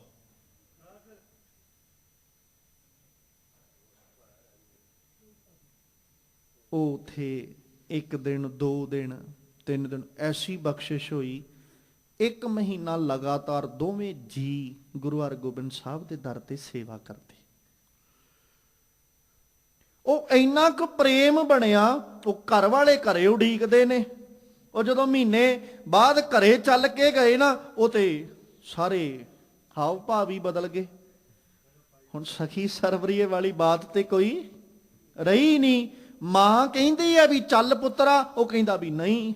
ਪਿਤਾ ਕਹਿੰਦਾ ਵੀ ਤੈਨੂੰ ਹੋਇਆ ਕੀ ਆ, ਉਹ ਕਹਿੰਦਾ ਵੀ ਮੈਂ ਗੁਰੂ ਹਰਗੋਬਿੰਦ ਸਾਹਿਬ ਦੀ ਸਿੱਖੀ ਲੈ ਕੇ ਆਇਆ, ਮੈਂ ਨਹੀਂ ਜਾਣਾ। ਉਹ ਐਸਾ ਪ੍ਰੇਮ ਬਣਿਆ, ਐਸਾ ਪਿਆਰ ਬਣਿਆ। ਪਰਿਵਾਰ ਕਹਿੰਦਾ ਵੀ ਜੇ ਤੂੰ ਆਹ ਕੰਮ ਕਰਨਾ ਅਸੀਂ ਤੈਨੂੰ ਨਾਲ ਨਹੀਂ ਰੱਖਣਾ। ਉਹ ਕਹਿੰਦਾ ਵੀ ਹੁਣ ਸਿੱਖੀ ਤੇ ਮੈਂ ਛੱਡ ਨਹੀਂ ਸਕਦਾ, ਅੱਗੇ ਇੱਛਾ ਜਿਵੇਂ ਆਪ ਜੀ ਦਾ ਹੁਕਮ ਉਵੇਂ ਉਹਨਾਂ ਨੇ ਵੱਖਰਿਆਂ ਕਰਤਾ ਵੀ ਜਾ ਦੋਵੇਂ ਜਣੇ ਰਹੋ। ਉਹ ਗੁਰੂ ਹਰਗੋਬਿੰਦ ਸਾਹਿਬ ਦੀ ਐਸੀ ਬਖਸ਼ਿਸ਼ ਹੋਈ, ਅਗਲੇ ਸਾਲ ਘਰ ਦੇ ਵਿੱਚ ਪੁੱਤਰ ਨੇ ਜਨਮ ਲੈ ਲਿਆ। ਬੜਾ ਪਿਆਰ ਬਣ ਗਿਆ ਦੋਵਾਂ ਜੀਆਂ ਦਾ ਵੀ, ਤੇ ਬੱਚਾ ਔਲਾਦ ਬਾਪੂ ਨੇ ਬਖਸ਼ਿਸ਼ ਕੀਤੀ। ਉਹ ਇੰਨਾ ਪ੍ਰੇਮ ਬਣਿਆ, ਆਪਾਂ ਇਤਿਹਾਸ ਵਿੱਚ ਉਸ ਪਰਿਵਾਰ ਦਾ ਜ਼ਿਕਰ ਅਕਸਰ ਪੜ੍ਹਦੇ ਆ। ਭਾਈ ਸਾਧੂ ਤੇ ਭਾਈ ਰੂਪਾ, ਇਹ ਉਹੀ ਭਾਈ ਸਾਧੂ ਹੈ ਜਿਹੜਾ ਕਦੇ ਸਖੀ ਸਰਵਰੀਏ ਦਾ ਪੁਜਾਰੀ ਸੀ। ਤੇ ਜਿੱਦਣ ਜੰਗਲਾਂ ਵਿੱਚ ਲੱਕੜਾਂ ਵੱਢਦੇ ਨੇ, ਪੁੱਤਰ ਕਹਿੰਦਾ ਵੀ ਬਾਪੂ ਜੀਓ, ਗਰਮੀ ਦਾ ਮੌਸਮ ਹੈ, ਘੜੇ ਵਿਚਲਾ ਪਾਣੀ ਬੜਾ ਠੰਡਾ ਹੈ, ਜੇ ਆਪਣੇ ਛਕਣ ਤੋਂ ਪਹਿਲਾਂ ਗੁਰੂ ਹਰਗੋਬਿੰਦ ਸਾਹਿਬ ਛਕ ਲੈਣ ਤੇ ਉਦੋਂ ਨਾ ਬਾਪੂ ਮਨ ਹੀ ਮਨ ਸੋਚਦਾ ਤੇ ਨਾਲੇ ਆਖਦਾ ਵੀ ਪੁੱਤਰਾ, ਇਹ ਸਾਰੀ ਪ੍ਰੇਮ ਦੀ ਜਿੰਨੀ ਖੇਡ ਨਾ ਤੇਰੀ ਮਾਂ ਦੀ ਬਖਸ਼ਿਸ਼ ਕੀਤੀ ਹੋਈ ਹੈ। ਜੇ ਘਰ ਸਵਾਰਨਾ ਤਾਂ, ਜੇ ਅਸੀਂ ਉਹਨੂੰ ਘਰ ਸਵਾਰਨ ਦੀ ਸਿੱਖਿਆ ਦੇ ਕੇ ਤੋਰਿਆ ਹੋਏਗਾ ਤਾਂ ਹੀ ਨਾ। ਤੇ ਜੇ ਅਸੀਂ ਸਿੱਖਿਆ ਹੀ ਇਹ ਦੇ ਕੇ ਤੋਰਨਾ ਵੀ ਧੀਏ ਕੋਈ ਗੱਲ ਨਹੀਂ, ਤੂੰ ਪਰਵਾਹ ਨਾ ਕਰੀ ਕਿਸੇ ਗੱਲ ਦੀ, ਅਸੀਂ ਬੈਠੇ ਆ, ਚਿੰਤਾ ਨਾ ਕਰ, ਜੇ ਕੋਈ ਗੱਲ ਹੋਈ ਤੇ ਇੱਕ ਦੀਆਂ 4 ਸੁਣਾਈ, ਤੇ ਉੱਥੇ ਬੱਚੀ ਕਿਵੇਂ ਰਹੇਗੀ, ਪਰਿਵਾਰ ਕਿਵੇਂ ਇਕੱਠਾ ਹੋਏਗਾ। ਤੇ ਜੇ ਫਿਰ ਵੀ ਨਾ ਤੈਨੂੰ ਆਖਣ ਤੇ ਫਿਰ ਕੁਝ ਨਹੀਂ ਸੁਣਨੀ ਕਿਸੇ ਦੀ, ਚੁੱਪ ਕਰਕੇ ਇੱਥੇ ਆ ਜੀ। ਤੇ ਉਹ ਬੱਚੀ ਕਿਵੇਂ ਰਹਿ ਸਕਦੀ। ਇੱਕ ਸਮਾਂ ਉਹ ਵੀ ਸੀ ਨਾ ਜਦੋਂ ਪਿਤਾ ਨੇ ਘਰੋਂ ਤੋਰਨ ਲੱਗਿਆ ਇਹ ਕਹਿ ਕੇ ਤੋਰਨਾ, ਧੀਏ ਖੁਸ਼ੀ ਸੁੱਖੀ ਸਾਂਦੀ ਆਏ, ਤੈਨੂੰ ਲੱਖ ਵਾਰੀ ਜੀ ਆਇਆ, ਪਰ ਜੇ ਲੜ ਕੇ ਆਈ ਨਾ ਤੇ ਸਾਡੇ ਦਰਵਾਜ਼ੇ ਨਹੀਂ ਉਹ ਖੁੱਲਣੇ। ਤੇ ਉਹ ਧੀ ਕਿਵੇਂ ਨਾ ਵਸੇ। ਅੱਜ ਤੋਂ 15-20 ਸਾਲ 30 ਸਾਲ ਪਹਿਲਾਂ ਵੇਖਿਆ ਸੀ ਕਿਸੇ ਦਾ ਤਲਾਕ ਹੁੰਦਿਆਂ? ਪਰ ਅੱਜ 2 ਘਰ 4 ਘਰ ਛੱਡ ਕੇ ਹਰ ਘਰ ਦੀ ਕਹਾਣੀ ਹੈ। ਕਿਉਂ? ਕਾਰਨ ਕੀ? ਹਰ ਘਰ ਦੀ ਕਹਾਣੀ ਹੈ। 2 ਘਰ 4 ਘਰ ਛੱਡ ਕੇ ਹਰ ਘਰ ਬੈਠਾ, ਕੋਈ ਕਹਿੰਦਾ ਸਾਡੀ ਬੱਚੀ ਘਰੇ ਬੈਠੀ, ਕੋਈ ਕਹਿੰਦਾ ਸਾਡਾ ਬੱਚਾ। ਕਿਉਂ? ਕਾਰਨ ਕੀ? ਕਿਉਂਕਿ ਅਸੀਂ ਆਪਣੇ ਸੁਭਾਅ ਬਦਲ ਲਏ।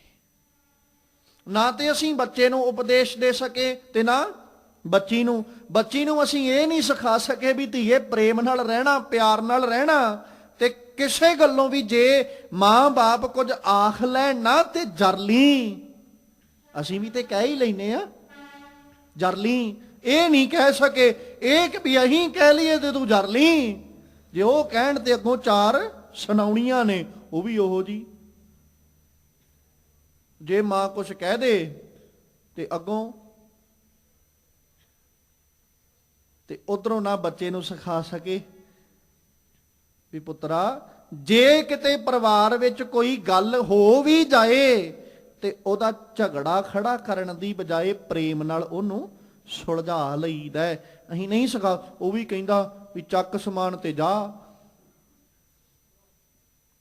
ਸਾਡੇ ਘਰਾਂ ਦੇ ਹਾਲਾਤ ਕਿੱਦਾਂ ਦੇ ਬਣ ਗਏ? ਇਸ ਸਮਾਜ ਦੀ ਦਸ਼ਾ ਅੱਜ ਦੇ ਹਾਲਾਤਾਂ ਅਨੁਸਾਰ ਕਿਵੇਂ ਦੀ ਬਣ ਗਈ? ਸਭ ਤੋਂ ਵੱਡਾ ਕਾਰਨ ਇਹੋ ਹੈ ਕਿ ਅਸੀਂ ਨਾ ਤੇ ਹਰ ਕੱਪੜੋਂ ਹਰ ਸ਼ੋਭਾ ਇਹ ਦੇ ਨਹੀਂ ਸਕੇ। ਅਸੀਂ ਦਾਜ ਤੇ ਦਿੱਤਾ, ਪਰ ਦਾਜ ਦੇ ਨਾਲ ਨਾਲ ਅਸੀਂ ਹੰਕਾਰ ਬਹੁਤ ਦਿੱਤਾ। ਉਹ ਹੰਕਾਰ ਨੇ ਘਰ ਵਸਣ ਦੀ ਬਜਾਏ, ਘਰ ਵਸਾਉਣ ਦੀ ਬਜਾਏ ਘਰਾਂ ਨੂੰ ਉਜਾੜਿਆ, ਘਰ ਵਸਾਏ ਨਹੀਂ। ਤੇ ਉਧਰ ਦੂਜੇ ਪਾਸੇ ਜਿੱਥੇ ਅਸੀਂ ਦਾਜ ਦੇ ਕੇ ਨਾਲ ਹੰਕਾਰ ਦਿੱਤਾ, ਉਹ ਹੰਕਾਰ ਨੇ ਘਰ ਉਜਾੜੇ। ਇਧਰੋਂ ਲੈਣ ਦੀ ਲਾਲਸਾ, ਲਾਲਚ ਨੇ ਘਰ ਵਸਣ ਨਹੀਂ ਦਿੱਤੇ, ਘਰਾਂ ਨੂੰ ਉਜਾੜਿਆ ਹੀ ਹੈ। ਟੀਵੀ ਚੈਨਲ ਕੀ, ਨਿਊਜ਼ਪੇਪਰ ਕੀ, ਹਰ ਪਾਸੇ ਕੀ ਨਜ਼ਰ ਹੀ ਪੈਂਦਾ। 2-4 ਦਿਨਾਂ ਬਾਅਦ ਇੱਕ ਨਾ ਇੱਕ ਘਟਨਾ ਸਾਹਮਣੇ ਆ ਹੀ ਜਾਂਦੀ। ਇੱਕ ਬੱਚੀ ਫਿਰ ਦਾਜ ਦੀ ਭੇਟ ਚੜੀ।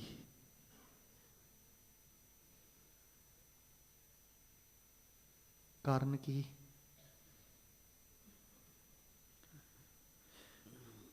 ਗੁਰੂ ਰਾਮਦਾਸ ਪਾਤਸ਼ਾਹ ਦਾ ਦਿੱਤਾ ਉਪਦੇਸ਼ ਕਿਤੇ ਪੱਲੇ ਨਾਲ ਬੰਨ੍ਹ ਲਈਏ, ਧੀਆਂ ਨੂੰ ਚੰਗੇ ਗੁਣ ਦੇ ਕੇ ਤੋਰੀਏ, ਪੁੱਤਰ ਨੂੰ ਚੰਗੇ ਗੁਣ ਸਿਖਾਈਏ। ਦੋਵਾਂ ਨੂੰ, ਕੱਲਾ ਇਹ ਨਹੀਂ, ਇਹ ਦਾਜ ਇੱਕ ਲਈ ਨਹੀਂ ਹੈ, ਇਹ ਦੋਵਾਂ ਲਈ ਹੈ।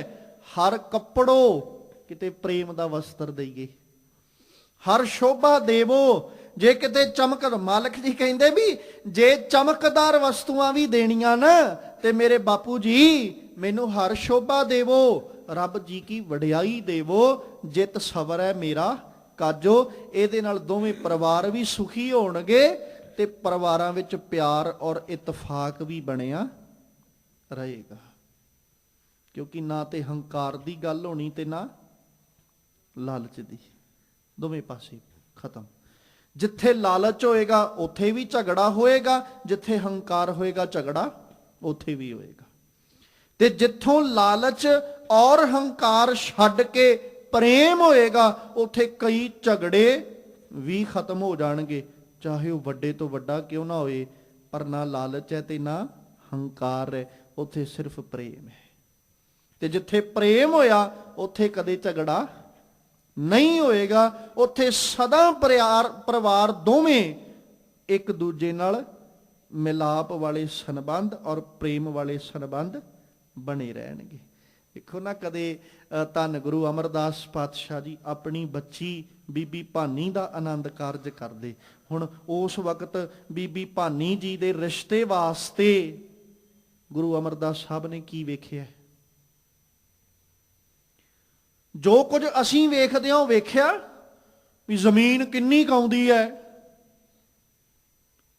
ਨੌਕਰੀ ਕਿਹੜੀ ਕਰਦਾ ਹੈ, ਮਹੀਨੇ ਕੁ ਦਾ ਕਮਾ ਕਿੰਨਾ ਕੁ ਲੈਂਦਾ ਹੈ, ਕੁਝ ਨਹੀਂ ਵੇਖਿਆ। ਵੇਖਿਆ ਕਿ ਭਾਈ ਜੇਠਾ ਚੰਗਾ ਹੈ, ਗੁਣ ਚੰਗੇ ਨੇ, ਜੀਵਨ ਜਾਚ ਚੰਗੀ ਹੈ, ਮਿਹਨਤੀ ਹੈ, ਮਸ਼ੱਕਤ ਕਰਨ ਵਾਲਾ ਹੈ, ਬਸ ਆਹ ਕੁਝ ਵੇਖ ਕੇ ਤੇ ਬੀਬੀ ਭਾਨੀ ਨੂੰ ਤੋਰਤਾ।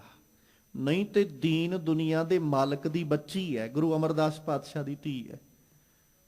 ਤੇ ਜੇ ਕਿਤੇ ਕਹਿ ਦੇਣ ਵੀ ਮੈਂ ਬਾਦਸ਼ਾਹ ਦੇ ਲੜਕੇ ਨਾਲ ਆਪਣੀ ਬੱਚੀ ਦੇ ਆਨੰਦ ਕਾਰਜ ਕਰਨੇ, ਤੇ ਕੀ ਨਾ ਹੁੰਦੇ, ਜੋ ਮਰਜ਼ੀ ਕਹਿ ਦਿੰਦੇ। ਪਰ ਨਹੀਂ, ਤੇ ਅਸੀਂ ਬੱਚੀ ਦਾ ਆਨੰਦ ਕਾਰਜ ਕਰਨ ਤੋਂ ਪਹਿਲਾਂ ਪੁੱਛਿਆ ਵੀ ਲੜਕਾ ਕਰਦਾ ਕੀ, ਕੰਮਕਾਰ ਕੀ ਹੈ, ਜੌਬ ਕਿਹੜੀ ਕਰਦਾ, ਜ਼ਮੀਨ ਜਾਇਦਾਦ ਕਿੰਨੀ ਕਮਾਉਂਦੀ, ਕਿੰਨੀ ਕੁ ਪ੍ਰਾਪਰਟੀ ਰੱਖੀ ਫਿਰਦਾ ਹੈ, ਤਨਖਾਹ ਕਿੰਨੀ ਕੁ ਲੈ ਲੈਂਦਾ ਹੈ, ਆਹ ਚੀਜ਼ਾਂ ਵੇਖੀਆਂ। ਗੁਣਾਂ ਵੱਲ ਤੇ ਝਾਤ ਹੀ ਨਹੀਂ ਮਾਰੀ। ਪੁੱਛਿਆ ਕਦੇ ਵੀ ਬੱਚੇ ਦਾ ਗੁਣ, ਵੀ ਇਹਦੇ ਕੋਲ ਗੁਣ ਕਿੰਨੇ ਗਣੇ, ਨਹੀਂ। ਤੇ ਦੂਜੇ ਪਾਸੇ ਅਸੀਂ ਬੱਚੀ ਨੂੰ ਜਦੋਂ ਵੇਖਣ ਵਾਸਤੇ ਗਏ ਤੇ ਬੱਚੀ ਕੋਲ ਇਹ ਨਹੀਂ ਪੁੱਛਿਆ ਵੀ ਗੁਣ ਕਿੰਨੇ ਕੁ ਹੈ। ਸਭ ਤੋਂ ਪਹਿਲਾ ਸਵਾਲ ਸਟੱਡੀ ਕਿੰਨੀ ਕੁ ਕੀਤੀ ਹੈ, ਕੀ ਕਰਨਾ ਚਾਹੁੰਦੇ ਹੋ ਜ਼ਿੰਦਗੀ ਵਿੱਚ, ਕੀ ਕਰਨਾ ਕੀ ਨਹੀਂ, ਇਹ ਗੱਲਾਂ ਬਾਅਦ ਦੀਆਂ। ਪਹਿਲੋਂ ਇਹ ਤੇ ਪੁੱਛ ਲਾ ਵੀ ਗੁਣ ਕੀ ਤੇਰੇ ਕੋਲ ਹੈ। ਪਰਿਵਾਰ ਦੀ ਚਿੰਤਾ, ਕਿਉਂਕਿ ਸਭ ਤੋਂ ਪਹਿਲੋਂ ਆ ਕੇ ਤੇ ਜੇ ਗੁਣ ਹੋਣਗੇ ਤੇ ਪਰਿਵਾਰ ਵਿੱਚ ਪ੍ਰਗਟਾਵਾ ਹੋਏਗਾ ਨਾ। ਤੇ ਜੇ ਗੁਣ ਹੀ ਨਾ ਹੋਣ, ਉੱਥੇ ਸਟੱਡੀ ਕੀ ਕਰੇਗੀ, ਉੱਥੇ ਪੜ੍ਹਾਈ ਲਿਖਾਈ ਕੀ ਕਰੇਗੀ। ਤੇ ਅੱਜ ਦੇ ਸਮੇਂ 'ਚ ਤੇ ਹਾਲਾਤ ਹੀ ਕੁਝ ਹੋਰ ਬਣ ਗਏ। ਅੱਜ ਤੇ ਧੀਆਂ ਵਾਲੇ ਪਾਸੇ ਤੋਂ ਵੀ ਸੌਦਾ ਤੇ ਬੱਚਿਆਂ ਵਾਲੇ ਪਾਸੇ ਤੋਂ ਵੀ ਸੌਦਾ। ਹੈਰਾਨੀ ਤੇ ਉਸ ਵਕਤ ਹੁੰਦੀ ਜਦੋਂ ਇਸ ਸੌਦਾਗਰੀ ਦੇ ਵਿੱਚ ਰਿਸ਼ਤੇ ਨਾਤੇ ਸਾਰੇ ਪਾਸੇ ਰੱਖ ਦਿੰਦੇ। ਕੋਈ ਰਿਸ਼ਤਾ ਨਹੀਂ, ਕੋਈ ਨਾ। ਹਾਲਾਤ ਸਮਾਜ ਦੇ ਐਸੇ ਬਣ ਚੁੱਕੇ ਨੇ ਇਸ ਸੌਦਾਗਰੀ ਦੇ ਵਿੱਚ, ਇਸ ਸਮਾਜ ਦੇ ਅੰਦਰ ਸੌਦਾਗਰੀ ਨੇ ਇੰਨੀ ਕੁ ਗਿਰਾਵਟ ਲੈ ਆਂਦੀ, ਬੱਚਿਆਂ ਨੇ ਆਪਣਾ ਰਿਸ਼ਤਾ ਵੀ ਆਪਸ ਵਿੱਚ ਨਹੀਂ ਵੇਖਿਆ ਵੀ ਸਾਡਾ ਨਾਤਾ ਕੀ ਹੈ। ਸਿਰਫ ਸੌਦਾਗਰੀ, ਭੈਣ ਭਰਾ ਇੱਕ ਦੂਜੇ ਨਾਲ ਆਨੰਦ ਕਾਰਜ ਕਰਵਾਈ ਜਾਂਦੇ। ਸਮਾਜ ਦੀ ਦਸ਼ਾ ਕਿੱਦਾਂ ਦੀ ਬਣ ਚੁੱਕੀ। ਖੈਰ, ਸਾਹਿਬ ਕਹਿੰਦੇ ਅਕਾਲ ਪੁਰਖ ਪਰਮੇਸ਼ਵਰ ਜੀ ਦੇ ਨਾਮ ਦੀ ਸ਼ੋਭਾ, ਨਾਮ ਦੀ ਵਡਿਆਈ ਹੇ ਮੇਰੇ ਬਾਬੁਲ ਜੀ ਮੈਨੂੰ ਦੇਣੀ ਕਰੋ, ਜਿਹਦੇ ਨਾਲ ਮੇਰੀ ਜ਼ਿੰਦਗੀ ਦਾ ਕਾਰਜ ਵੀ ਸਵਰ ਜਾਵੇ। ਹਰ ਹਰ ਭਗਤੀ ਕਾਜ ਸੁਹੇਲਾ, ਗੁਰ ਸਤਿਗੁਰ ਦਾਨ ਦਿਵਾਇਆ। ਖੰਡ ਵਰ ਭੰਡ ਹਰ ਸੁਭਾ ਹੋਈ, ਇਹ ਦਾਨ ਨਾ ਰਲੈ ਰਲਾਇਆ। ਹਰ ਹਰ ਭਗਤੀ ਕਾਜ ਸੁਹੇਲਾ, ਰੱਬ ਜੀ ਦੀ ਭਗਤੀ ਨਾਲ ਕੀ ਹੋਇਆ, ਕਾਜ ਸੁਹੇਲਾ, ਸੌਖਾ ਹੋ ਗਿਆ, ਸਫਲਾ ਹੋ ਗਿਆ ਕਾਰਜ। ਗੁਰ ਸਤਿਗੁਰ, ਗੁਰੂ ਨੇ, ਸਤਿਗੁਰੂ ਨੇ ਕੀ ਕੀਤਾ, ਦਾਨ ਦਿਵਾਇਆ। ਦਾਨ ਦਿਵਾਇਆ ਕਿਹੜਾ, ਹਰ ਹਰ ਭਗਤੀ, ਆਹ ਦਾਨ ਝੋਲੀ ਚ ਪਵਾਇਆ। ਜਦੋਂ ਇਹ ਦਾਨ ਝੋਲੀ ਵਿੱਚ ਪਵਾਇਆ ਤੇ ਕੀ ਬਣਿਆ, ਕਹਿੰਦੇ ਖੰਡ ਵਰ ਭੰਡ ਹਰ ਸ਼ੋਭਾ ਹੋਈ। ਹੁਣ ਹਰ ਪਾਸੇ ਕੀ ਹੈ, ਵਡਿਆਈ ਵਡਿਆਈ ਹੈ। ਦੇਸ਼ ਵਿੱਚ ਵੀ, ਬ੍ਰਹਿਮੰਡ ਵਿੱਚ ਵੀ, ਲੋਕ ਵਿੱਚ ਵੀ ਤੇ ਪਰਲੋਕ ਵਿੱਚ ਵੀ ਕੀ ਹੈ, ਸ਼ੋਭਾ ਹੋਈ, ਵਡਿਆਈ ਬਣੀ। ਤੇ ਇਹ ਸ਼ੋਭਾ ਸਦਕਾ ਹੁਣ ਸਾਹਿਬ ਕੀ ਕਹਿੰਦੇ, ਜਿਹੜਾ ਦਾਨ ਗੁਰ ਸਤਿਗੁਰ ਦਾਨ ਦਿਵਾਇਆ ਹੈ ਨਾ, ਜਿਹੜਾ ਦਾਨ ਗੁਰੂ ਨੇ ਦਿਵਾਇਆ, ਕਹਿੰਦੇ ਇਹ ਦਾਨ ਨਾ ਰਲੈ ਰਲਾਇਆ। ਹੈ ਇਸ ਦਾਨ ਦੇ ਬਰਾਬਰ ਕੋਈ ਦਾਨ?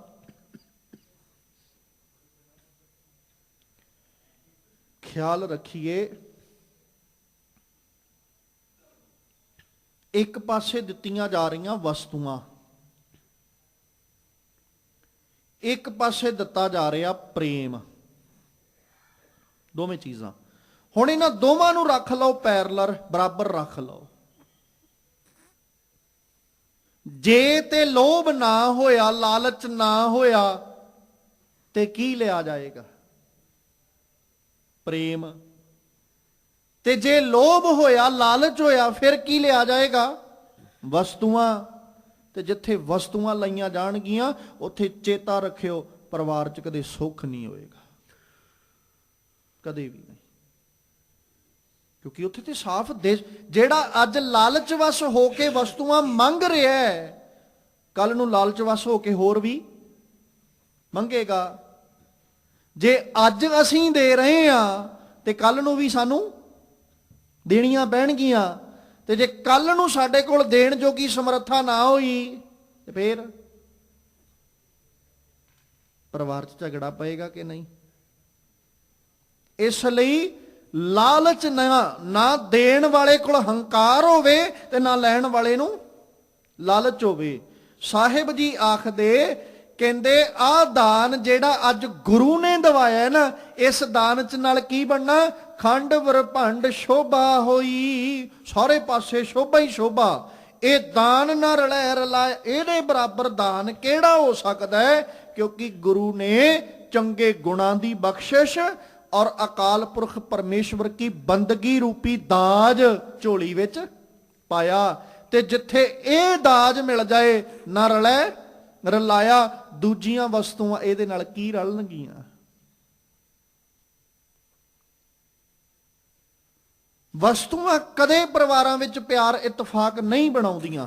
ਵਸਤੂਆਂ ਕਰਕੇ ਝਗੜਾ ਤੇ ਹੋ ਜਾਏਗਾ, ਵਸਤੂਆਂ ਕਰਕੇ ਲੜਾਈ ਤੇ ਹੋ ਸਕਦੀ ਹੈ, ਵਸਤੂਆਂ ਕਦੇ ਪਰਿਵਾਰ 'ਚ ਪਿਆਰ ਨਹੀਂ ਜੇ ਬਣਾਉਂਦੀਆਂ।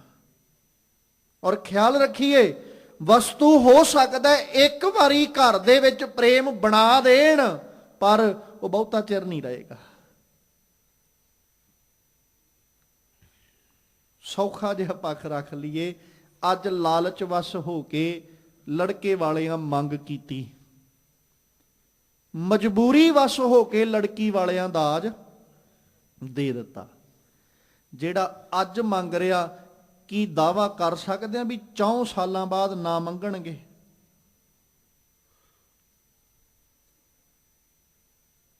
4 ਸਾਲਾਂ ਬਾਅਦ ਨਾ ਮੰਗਣਗੇ, ਕੀ ਦਾਵਾ ਕਰ ਸਕਦੇ ਆ? ਨਹੀਂ। ਜੇ ਅੱਜ ਅਗਲੇ ਮੰਗ ਕੇ ਦਾਜ ਲੈ ਸਕਦੇ ਨੇ ਨਾ, 4 ਸਾਲਾਂ ਬਾਅਦ ਵੀ ਮੰਗਣਗੇ। ਤੇ ਜੇ ਅੱਜ ਮਜਬੂਰੀ ਵਸ ਹੋ ਕੇ ਅਸੀਂ ਵਸਤੂਆਂ ਦਿੱਤੀਆਂ ਨੇ ਨਾ, ਤੇ ਖਿਆਲ ਰੱਖਿਓ, ਉਦੋਂ ਵੀ ਧੀ ਦੇ ਮੂੰਹ ਨੂੰ ਵੇਖਦੇ ਆ ਵਸਤੂਆਂ ਦੇਣੀਆਂ ਪੈਣੀਆਂ। ਤੇ ਜੇ ਨਾ ਦਿੱਤੀਆਂ, ਹੋ ਸਕਦਾ ਹੈ ਰਿਸ਼ਤਾ ਵੀ ਖਤਮ ਹੋ ਜਾਏ, ਨਾਤਾ ਵੀ ਖਤਮ ਹੋ ਜਾਏ, ਤੇ ਇਹ ਵੀ ਹੋ ਸਕਦਾ ਕਿ ਉਹ ਵਸਤੂਆਂ ਨਾ ਦੇਣ ਦੀ ਕੀਮਤ ਸਾਨੂੰ ਸਾਡੀ ਬੱਚੀ ਨੂੰ ਆਪਣੀ ਜਾਨ ਗਵਾ ਕੇ ਦੇਣੀ ਪਏ। ਜੋ ਸਮਾਜਿਕ ਦਸ਼ਾ ਹੈ। ਤੇ ਮਾਲਕ ਕਹਿੰਦੇ, ਇਹ ਜੇ ਸਬਰ ਜਿਨ੍ਹਾਂ ਕੋਲ ਹੈ, ਜਿਨ੍ਹਾਂ ਨੂੰ ਅਕਾਲ ਪੁਰਖ ਪਰਮੇਸ਼ਵਰ ਨੇ ਸਬਰ ਦੇ ਕੇ ਨਵਾਜਿਆ, ਇਸ ਲਈ ਜਦੋਂ ਬੱਚੀ ਦਾ ਜਾਂ ਬੱਚੇ ਦਾ ਅਸੀਂ ਰਿਸ਼ਤਾ ਕਰੀਏ ਤੇ ਸਭ ਤੋਂ ਪਹਿਲਾਂ ਪਰਿਵਾਰਾਂ ਵਿਚਲੇ ਗੁਣ ਵੇਖਿਆ ਕਰੋ। ਇਹ ਨਾ ਵੇਖਿਆ ਕਰੀਏ ਕਿ ਅਸੀਂ ਬੱਚੀ ਨੂੰ ਜਿਸ ਪਰਿਵਾਰ ਨਾਲ ਜੋੜਨ ਲੱਗੇ ਆ, ਉਹ ਪਰਿਵਾਰ ਦੇ ਕੋਲ ਧਨ ਦੌਲਤ ਕਿੰਨਾ ਕੁ ਹੈ, ਇਹ ਨਾ ਵੇਖੋ। ਕਿਉਂਕਿ ਜੇ ਧਨ ਦੌਲਤ ਜ਼ਿਆਦਾ ਹੈ ਤੇ ਸੁਭਾਵਿਕ ਜਿਹੀ ਬਾਤ ਹੈ, ਅੱਗੋਂ ਸਾਨੂੰ ਵੀ ਉਹਨਾਂ ਦੇ ਬਰਾਬਰੀ ਕਰਨੀ ਪੈਣੀ। ਤੇ ਅਸੀਂ ਇੱਕ ਵਾਰੀ ਤੇ ਕਰਜ਼ਾ ਚੁੱਕ ਕੇ ਬਰਾਬਰੀ ਲਵਾਂਗੇ ਕਰ, ਤੇ ਮੁੜ ਕੇ। ਇਸ ਲਈ ਜਦੋਂ ਵੀ ਕਿਤੇ ਸਮਾਂ ਬਣੇ, ਸਬੱਬ ਬਣੇ, ਕੋਸ਼ਿਸ਼ ਇਹ ਕਰੋ ਪਰਿਵਾਰਾਂ ਵਿੱਚ ਬੱਚੇ ਔਰ ਬੱਚੀ ਵਿੱਚ ਗੁਣ ਵੇਖੇ ਜਾਣ, ਨਾ ਕਿ ਧਨ ਤੇ ਦੌਲਤ ਵੇਖਿਆ ਜਾਏ। ਧਨ ਦੌਲਤ ਕੋਈ ਬਹੁਤੀ ਵੱਡੀ ਚੀਜ਼ ਨਹੀਂ। ਅੱਜ ਨਹੀਂ ਹੈ, ਕੱਲ ਨੂੰ ਅਗਲੇ ਕੋਲ ਕੀ ਪਤਾ ਬੇਇੰਤਹਾ ਦੌਲਤ ਆ ਜਾਏ।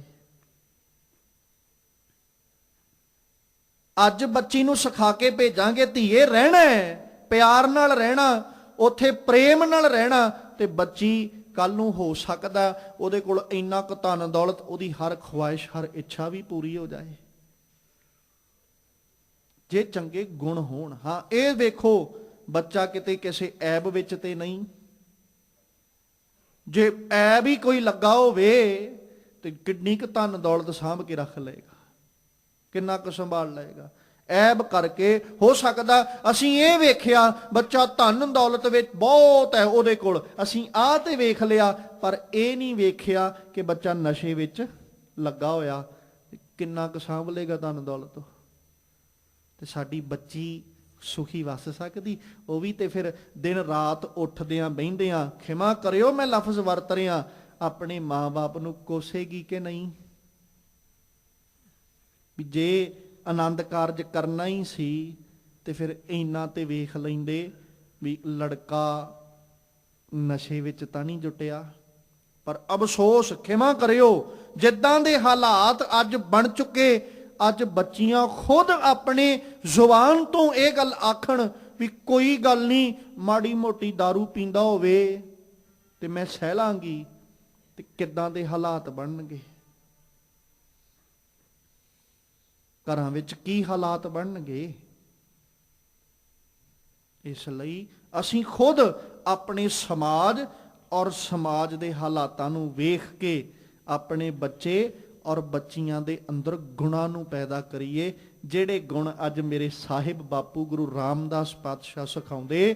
ਕਹਿੰਦੇ ਆਹ ਦਾਨ ਜਿਹੜਾ ਗੁਰੂ ਨੇ ਝੋਲੀ ਵਿੱਚ ਪਵਾਇਆ ਜਾਂ ਗੁਰੂ ਨੇ ਝੋਲੀ ਵਿੱਚ ਪਾਇਆ, ਇਸ ਦਾਨ ਦੇ ਬਰਾਬਰ ਦੁਨੀਆ ਦਾ ਕੋਈ ਵੀ ਦਾਨ ਨਹੀਂ ਹੋ ਸਕਦਾ, ਤੇ ਨਾ ਹੀ ਇਸ ਦਾਨ ਦੀ ਬਰਾਬਰੀ ਕੋਈ ਸੰਸਾਰਕ ਵਸਤੂ ਕਰ ਸਕਦੀ ਹੈ। ਹੋਰ ਮਨ ਮੁਖ ਦਾਜ ਜੇ ਰੱਖ ਦਿਖਾਲੈ, ਸੋ ਕੂੜ ਅਹੰਕਾਰ ਕੱਚ ਪਾਜੋ, ਹਰ ਪ੍ਰਭ ਮੇਰੇ ਬਾਬੁਲਾ, ਹਰ ਦੇਵਹੁ ਦਾਨ ਮੈਂ ਦਾਜੋ।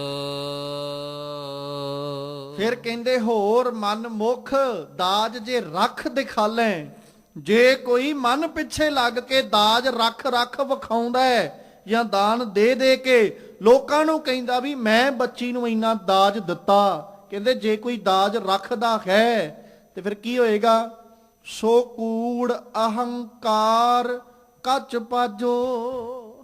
ਉਹ ਝੂਠਾ, ਕੱਚਾ ਤੇ ਸਿਰਫ ਹੰਕਾਰ ਦਾ ਮੂਲ ਹੈ, ਇਹਦੇ ਤੋਂ ਵੱਧ ਕੇ ਕੁਝ ਨਹੀਂ। ਜਿਵੇਂ ਪਹਿਲੋਂ ਜ਼ਿਕਰ ਕੀਤਾ, ਜਦੋਂ ਅਸੀਂ ਵਸਤੂਆਂ ਇਹ ਕਹਿ ਕੇ ਦਿੱਤੀਆਂ ਵੀ ਧੀਏ ਤੇਰੀਆਂ ਨੇ ਵਸਤੂਆਂ ਤੂੰ ਵਰਤਣੀਆਂ, ਤੇ ਅੱਗੋਂ ਧੀ ਨੂੰ ਚੰਗੇ ਗੁਣ ਨਾ ਦਿੱਤੇ ਹੋਣ ਤੇ ਉਹਨਾਂ ਵਸਤੂਆਂ ਪਿੱਛੇ ਹੰਕਾਰ ਬੋਲੇਗਾ ਕਿ ਨਹੀਂ? ਜੇ ਗੁਣ ਨਹੀਂ ਦਿੱਤੇ ਤੇ ਹੰਕਾਰ ਜ਼ਰੂਰ ਹੋਏਗਾ ਵੀ ਤੁਹਾਡੇ ਕੋਲ ਤੇ ਹੈਸੀਅਤ ਨਹੀਂ ਸੀ, ਇਹ ਵਸਤੂਆਂ ਮੇਰੇ ਪਿਤਾ ਨੇ ਦਿੱਤੀਆਂ ਨੇ। ਤੇ ਫਿਰ ਕੂੜਾ ਅਹੰਕਾਰ, ਨਾਲੇ ਕੂੜ ਨਾਲੇ ਹੰਕਾਰ ਤੇ ਨਾਲੇ ਕੱਚ, ਸਾਰੇ ਪਾਜ ਉਗੜ ਜਾਣਗੇ। ਕਿੰਨਾ ਕੁ ਚਿਰ ਸੰਬੰਧ ਬਣਿਆ ਰਹੇਗਾ। ਤੇ ਸਾਹਿਬ ਕਹਿੰਦੇ ਇਸ ਲਈ ਹਰ ਪ੍ਰਭ ਮੇਰੇ ਬਾਬੁਲਾ, ਹਰ ਦੇਵੋ ਦਾਨ ਮੈਂ ਦਾਜੋ। ਮੇਰੀ ਝੋਲੀ ਵਿੱਚ ਜੇ ਦਾਨ ਰੂਪ ਵਜੋਂ ਦਾਜ ਪਾਉਣਾ ਨਾ, ਤੇ ਅਕਾਲ ਪੁਰਖ ਪਰਮੇਸ਼ਵਰ ਜੀ ਕਾ ਨਾਮ ਤੇ ਉਹਦੀ ਬੰਦਗੀ ਮੈਨੂੰ ਦੇਣਾ ਕਰੋ। ਹਰ ਰਾਮ ਰਾਮ ਮੇਰੇ ਬਾਬੁਲਾ, ਪਿਰ ਮਿਲ ਧਨ ਵੇਲ ਵਦੰਦੀ, ਹਰ ਜੁਗਹ ਜੁਗੋ ਜੁਗ ਜੁਗਹ ਜੁਗੋ, ਸਦ ਪੀੜੀ ਗੁਰੂ ਚਲੰਦੀ। ਹੁਣ ਸਾਹਿਬ ਜੀ ਆਖਦੇ, ਕਹਿੰਦੇ ਹਰ ਰਾਮ ਰਾਮ ਮੇਰੇ ਬਾਬੁਲਾ, ਫਿਰ ਮਿਲ ਖਸਮ ਨੂੰ ਮਿਲ ਕੇ, ਫਿਰ ਕੀ ਹੋਏਗਾ? ਧਨ ਵੇਲ ਵਧੰਦੀ। ਧਨ ਮਤਲਬ ਇਸਤਰੀ, ਵੇਲ ਮਤਲਬ ਪੀੜੀ, ਵੰਸ਼, ਵਧੰਦੀ ਮਤਲਬ ਵੱਧਦੀ ਹੈ। ਕਾਦੀ? ਚੰਗੇ ਗੁਣਾਂ ਦੀ। ਜਦੋਂ ਕੋਲੇ ਹਰ ਰਾਮ ਰਾਮ ਮੇਰੇ ਬਾਬੁਲਾ, ਹੁਣ ਦਾਨ ਦੇ ਕੇ ਕੀ ਭੇਜਿਆ? ਹਰ ਕੱਪੜ ਹਰ ਸ਼ੋਭਾ, ਚੰਗੇ ਗੁਣ ਤੇ ਰੱਬ ਜੀ ਕੀ ਵਡਿਆਈ, ਇਹ ਦਾਜ ਦਿੱਤਾ। ਹੁਣ ਇਸ ਦਾਜ ਨੂੰ ਲੈਣ ਵਾਲੀ ਬੱਚੀ ਦਾ ਸੰਬੰਧ ਪਰਮੇਸ਼ਵਰ ਨਾਲ ਬਣ ਗਿਆ, ਤੇ ਜਿਸ ਜੀਵ ਇਸਤਰੀ ਦਾ ਸੰਬੰਧ ਪਰਮੇਸ਼ਵਰ ਰੂਪ ਪਤੀ ਨਾਲ ਬਣ ਗਿਆ, ਹੁਣ ਧਨ ਵੇਲ ਵਧੰਦੀ, ਹੁਣ ਅੰਦਰ ਚੰਗੇ ਗੁਣਾਂ ਦੀ ਵੇਲ ਵਧ ਰਹੀ ਕਿ ਨਹੀਂ? ਵੰਸ਼ ਚੰਗੇ ਗੁਣਾਂ ਦੀ ਵਧ ਰਹੀ ਹੈ। ਹੁਣ ਉਹ ਵੰਸ਼, ਉਹ ਪੀੜੀ ਅਗਾਂਹ ਚੱਲ ਰਹੀ ਹੈ। ਹੁਣ ਇਹ ਨਹੀਂ ਕਿ ਉੱਥੇ ਝਗੜਾ ਖੜਾ ਹੋ ਜਾਏਗਾ, ਬਖੇੜਾ ਖੜਾ ਹੋ ਜਾਏਗਾ, ਪਰਿਵਾਰਾਂ 'ਚ ਵਖਰੇਵਾਂ ਪੈਦਾ ਹੋ ਜਾਏਗਾ। ਨਹੀਂ, ਸਾਹਿਬ ਕਹਿੰਦੇ ਰਾਮ ਰਾਮ ਮੇਰੇ ਬਾਬੁਲਾ। ਹੁਣ ਜਦੋਂ ਬਾਬੁਲ ਨੇ, ਪਿਤਾ ਨੇ, ਗੁਰੂ ਨੇ ਚੰਗੇ ਗੁਣ ਦਿੱਤੇ, ਚੰਗੇ ਗੁਣਾਂ ਨੂੰ ਬਖਸ਼ਿਸ਼ ਕੀਤਾ, ਉਹਦੇ ਸਦਕਾ ਮਿਲ ਧਨ ਪਿਰ, ਮਿਲ ਧਨ ਵੇਲ ਵਧੰਦੀ। ਪਿਰ ਨੂੰ ਮਿਲ ਕੇ ਹੁਣ ਜੀਵ ਇਸਤਰੀ ਤੇ ਉਹ ਪਿਰ ਮਤਲਬ ਵੰਸ਼ ਵਿੱਚ ਹੁਣ ਵਾਧਾ ਹੋ ਗਿਆ, ਚੰਗੇ ਗੁਣਾਂ ਵਿੱਚ ਵਾਧਾ ਹੋਇਆ। ਹਰ ਜੁਗਹਾਂ ਜੁਗੋ, ਜੁਗ ਜੁਗਹਾਂ ਜੁਗੋ, ਸਦ ਪੀੜੀ ਗੁਰੂ ਚਲੰਦੀ। ਹੁਣ ਜੁਗਾਂ ਜੁਗਾਂਤਰਾਂ ਤੋਂ ਸਦਾ ਹੀ ਕਹਿੰਦੇ ਗੁਰੂ ਦੇ ਰਾਹੀਂ ਗੁਰਮੁਖ ਰੂਪ ਇਸਤਰੀਆਂ ਦਾ ਹਰੀ ਰੂਪ ਪਤੀ ਨਾਲ ਮੇਲ ਹੁੰਦਾ, ਪਰਮੇਸ਼ਵਰ ਨਾਲ ਮੇਲ ਹੁੰਦਾ ਹੈ। ਇਸ ਸਾਰੇ ਵਾਧੇ ਨੂੰ ਫਿਰ ਕੀ ਆਖਿਆ ਜਾਂਦਾ? ਇਹ ਗੁਰੂ ਕੀ ਪੀੜੀ ਹੈ, ਇਹ ਗੁਰੂ ਕੀ ਵੰਸ਼ ਹੈ। ਮਤਲਬ ਚੰਗੇ ਗੁਣਾਂ ਦਾ ਅੰਦਰ ਹੁਣ ਖਜ਼ਾਨਾ ਰੂਪ ਬਣ ਗਿਆ। ਜੁਗ ਜੁਗ ਪੀੜੀ ਚੱਲੈ ਸਤਿਗੁਰ ਕੀ, ਜਿਨੀ ਗੁਰਮੁਖ ਨਾਮ ਧਿਆਇਆ। ਹਰ ਪੁਰਖ ਨਾ ਕਬਹੀ ਬਿਨਸੈ ਜਾਵੈ, ਨਿਤ ਦੇਵੈ ਚੜ੍ਹੈ ਸਵਾਇਆ। ਜੁਗ ਜੁਗ ਪੀੜੀ ਚੱਲੈ ਸਤਿਗੁਰ ਕੀ। ਚੰਗੇ ਗੁਣਾਂ ਦਾ ਕਦੇ ਖਾਤਮਾ ਨਹੀਂ ਹੁੰਦਾ। ਕੀ ਚੰਗੇ ਗੁਣਾਂ 'ਚ ਕੀ? ਆਪਾਂ ਬੱਚੀ ਨੂੰ ਚੰਗੇ ਗੁਣ ਦੇ ਕੇ ਭੇਜਿਆ, ਬੱਚੇ ਨੂੰ ਚੰਗੇ ਗੁਣ ਦੇ ਕੇ ਪਰਵਰਿਸ਼ ਕੀਤੀ, ਅੱਗੋਂ ਉਹਨਾਂ ਦੀ ਔਲਾਦ ਵਿੱਚ ਕੀ ਹੋਏਗਾ? ਜਿੱਦਾਂ ਦੀ ਪਰਵਰਿਸ਼ ਅਸੀਂ ਦਿੱਤੀ ਉਦਾਂ ਦੀ ਉਹ ਦੇਣਗੇ, ਸੁਭਾਵਿਕ ਜਿਹੀ ਗੱਲ ਹੈ। ਅੱਗੋਂ ਔਲਾਦ ਵਿੱਚ ਚੰਗੇ ਗੁਣ ਹੋਣਗੇ ਕਿ ਨਹੀਂ? ਪਰ ਜੇ ਅਸੀਂ ਉਹੀ ਬੱਚੀ ਨੂੰ ਚੰਗੇ ਗੁਣ ਜਾਂ ਬੱਚੇ ਨੂੰ ਚੰਗੇ ਗੁਣ ਨਹੀਂ ਦਿੱਤੇ ਤੇ ਉਹ ਆਪਣੀ ਔਲਾਦ ਨੂੰ ਚੰਗੇ ਗੁਣ ਕੀ ਦੇਣਗੇ? ਪੀੜੀ ਮੁੱਕ ਗਈ ਨਾ। ਉਦਾਂ ਹਾਂ, ਸੰਸਾਰਕ ਤੌਰ ਤੇ ਭਾਵੇਂ ਵੰਸ਼ ਬੜਾ ਲੰਮੇਰਾ ਹੋਵੇ, ਪਰ ਚੰਗੇ ਗੁਣਾਂ ਦੀ ਵੰਸ਼ ਖਤਮ ਹੋ ਗਈ। ਤੇ ਇੱਥੇ ਗੱਲ ਕਿਹਦੀ ਚੱਲ ਰਹੀ? ਚੰਗੇ ਗੁਣਾਂ ਦੀ। ਮਾਲਕ ਕਹਿੰਦੇ ਜਿਹੜੀ ਪੀੜੀ ਗੁਰੂ ਦੁਆਰਾ ਚਲਾਈ ਹੋਈ, ਚੰਗੇ ਗੁਣਾਂ ਦੀ ਦਿੱਤੀ ਹੋਈ ਚੱਲਦੀ ਹੈ ਨਾ, ਉਹ ਪੀੜੀ ਕੀ ਆ? ਜੁਗ ਜੁਗ ਪੀੜੀ ਚੱਲੈ ਸਤਿਗੁਰ ਕੀ। ਉਹ ਬੱਚੀ ਨੇ ਆਪਣੇ ਬੱਚੇ ਨੂੰ, ਆਪਣੀ ਬੱਚੀ ਨੂੰ ਚੰਗੇ ਗੁਣ ਦਿੱਤੇ। ਉਹ ਪਿਤਾ ਜਦੋਂ ਬਣਿਆ, ਉਹਨੇ ਪਿਤਾ ਰੂਪ ਬਣ ਕੇ ਆਪਣੀ ਔਲਾਦ ਨੂੰ ਚੰਗੇ ਗੁਣ ਦਿੱਤੇ। ਇਸ ਤਰ੍ਹਾਂ ਚੰਗੇ ਗੁਣਾਂ ਦੀ ਪੀੜੀ ਅਗਾਂਹ ਚੱਲਦੀ। ਫਿਰ ਜਿਨੀ ਗੁਰਮੁਖ ਨਾਮ ਧਿਆਇਆ, ਪਰ ਜਿਨ੍ਹਾਂ ਨੇ ਗੁਰੂ ਦੇ ਰਾਹੀਂ ਰੱਬ ਜੀ ਦੀ ਬੰਦਗੀ ਨੂੰ ਕੀਤਾ, ਰੱਬ ਜੀ ਨੂੰ ਧਿਆਇਆ, ਰੱਬ ਨੂੰ ਚੇਤੇ ਕੀਤਾ, ਫਿਰ ਐਸੇ ਜੀਵ ਜਾਂ ਇਹ ਜੀਵ ਇਸਤਰੀਆਂ ਹਰ ਪੁਰਖ ਨਾ ਕਬਹੀ ਬਿਨਸੈ ਜਾਵੈ। ਉਹ ਰੱਬ ਰੂਪ ਪਤੀ ਕਦੇ ਬਿਨਸਦਾ ਨਹੀਂ, ਕਦੇ ਜਾਂਦਾ ਨਹੀਂ। ਨਿਤ ਦੇਵੈ ਚੜ੍ਹੈ ਸਵਾਇਆ, ਸਗੋਂ ਨਿਤਾ ਪ੍ਰਤੀ ਦਾਤਾਂ ਦੇ ਵਿੱਚ ਵਾਧਾ ਹੀ ਹੁੰਦਾ ਹੈ। ਨਾਨਕ ਸੰਤ ਸੰਤ ਹਰ ਏਕੋ, ਜਪ ਹਰ ਹਰ ਨਾਮ ਸੋਹੰਦੀ। ਹਰ ਰਾਮ ਰਾਮ ਮੇਰੇ ਬਾਬੁਲਾ, ਪਿਰ ਮਿਲ ਧਨ ਵੇਲ ਵਧੰਦੀ। ਨਾਨਕ, ਹੇ ਨਾਨਕ ਜੀ, ਸੰਤ ਸੰਤ ਹਰ ਏਕੋ, ਰੱਬ ਦੇ ਪਿਆਰੇ ਔਰ ਰੱਬ ਜੀ ਕੀ ਨੇ? ਇੱਕੋ। ਜਪ ਹਰ ਹਰ ਨਾਮ ਸੋਹੰਦੀ, ਤੇ ਉਹ ਜੀਵ ਇਸਤਰੀ ਜਿਹੜੀ ਰੱਬ ਜੀ ਨੂੰ ਜਪਣ ਵਾਲੀ ਹੈ, ਰੱਬ ਜੀ ਨੂੰ ਜਪਣ ਵਾਲੀ ਜੀਵ ਇਸਤਰੀ ਕੀ ਕਰਦੀ? ਸੋਹੰਦੀ, ਰੋਜ਼ ਸ਼ੋਭਾ ਵਾਲੀ ਬਣਦੀ। ਤੇ ਹਰ ਰਾਮ ਰਾਮ ਮੇਰੇ ਬਾਬੁਲਾ, ਕਹਿੰਦੇ ਹੇ ਮੇਰੇ ਬਾਬੁਲ ਜੀਓ, ਹੇ ਹਰੀ ਪਰਮੇਸ਼ਵਰ ਰੂਪ ਬਾਬਲ ਜੀਓ, ਗੁਰੂ ਰੂਪ ਬਾਬੁਲ ਜੀਓ, ਪਿਰ ਮਿਲ ਧਨ ਵੇਲ ਵਧੰਦੀ।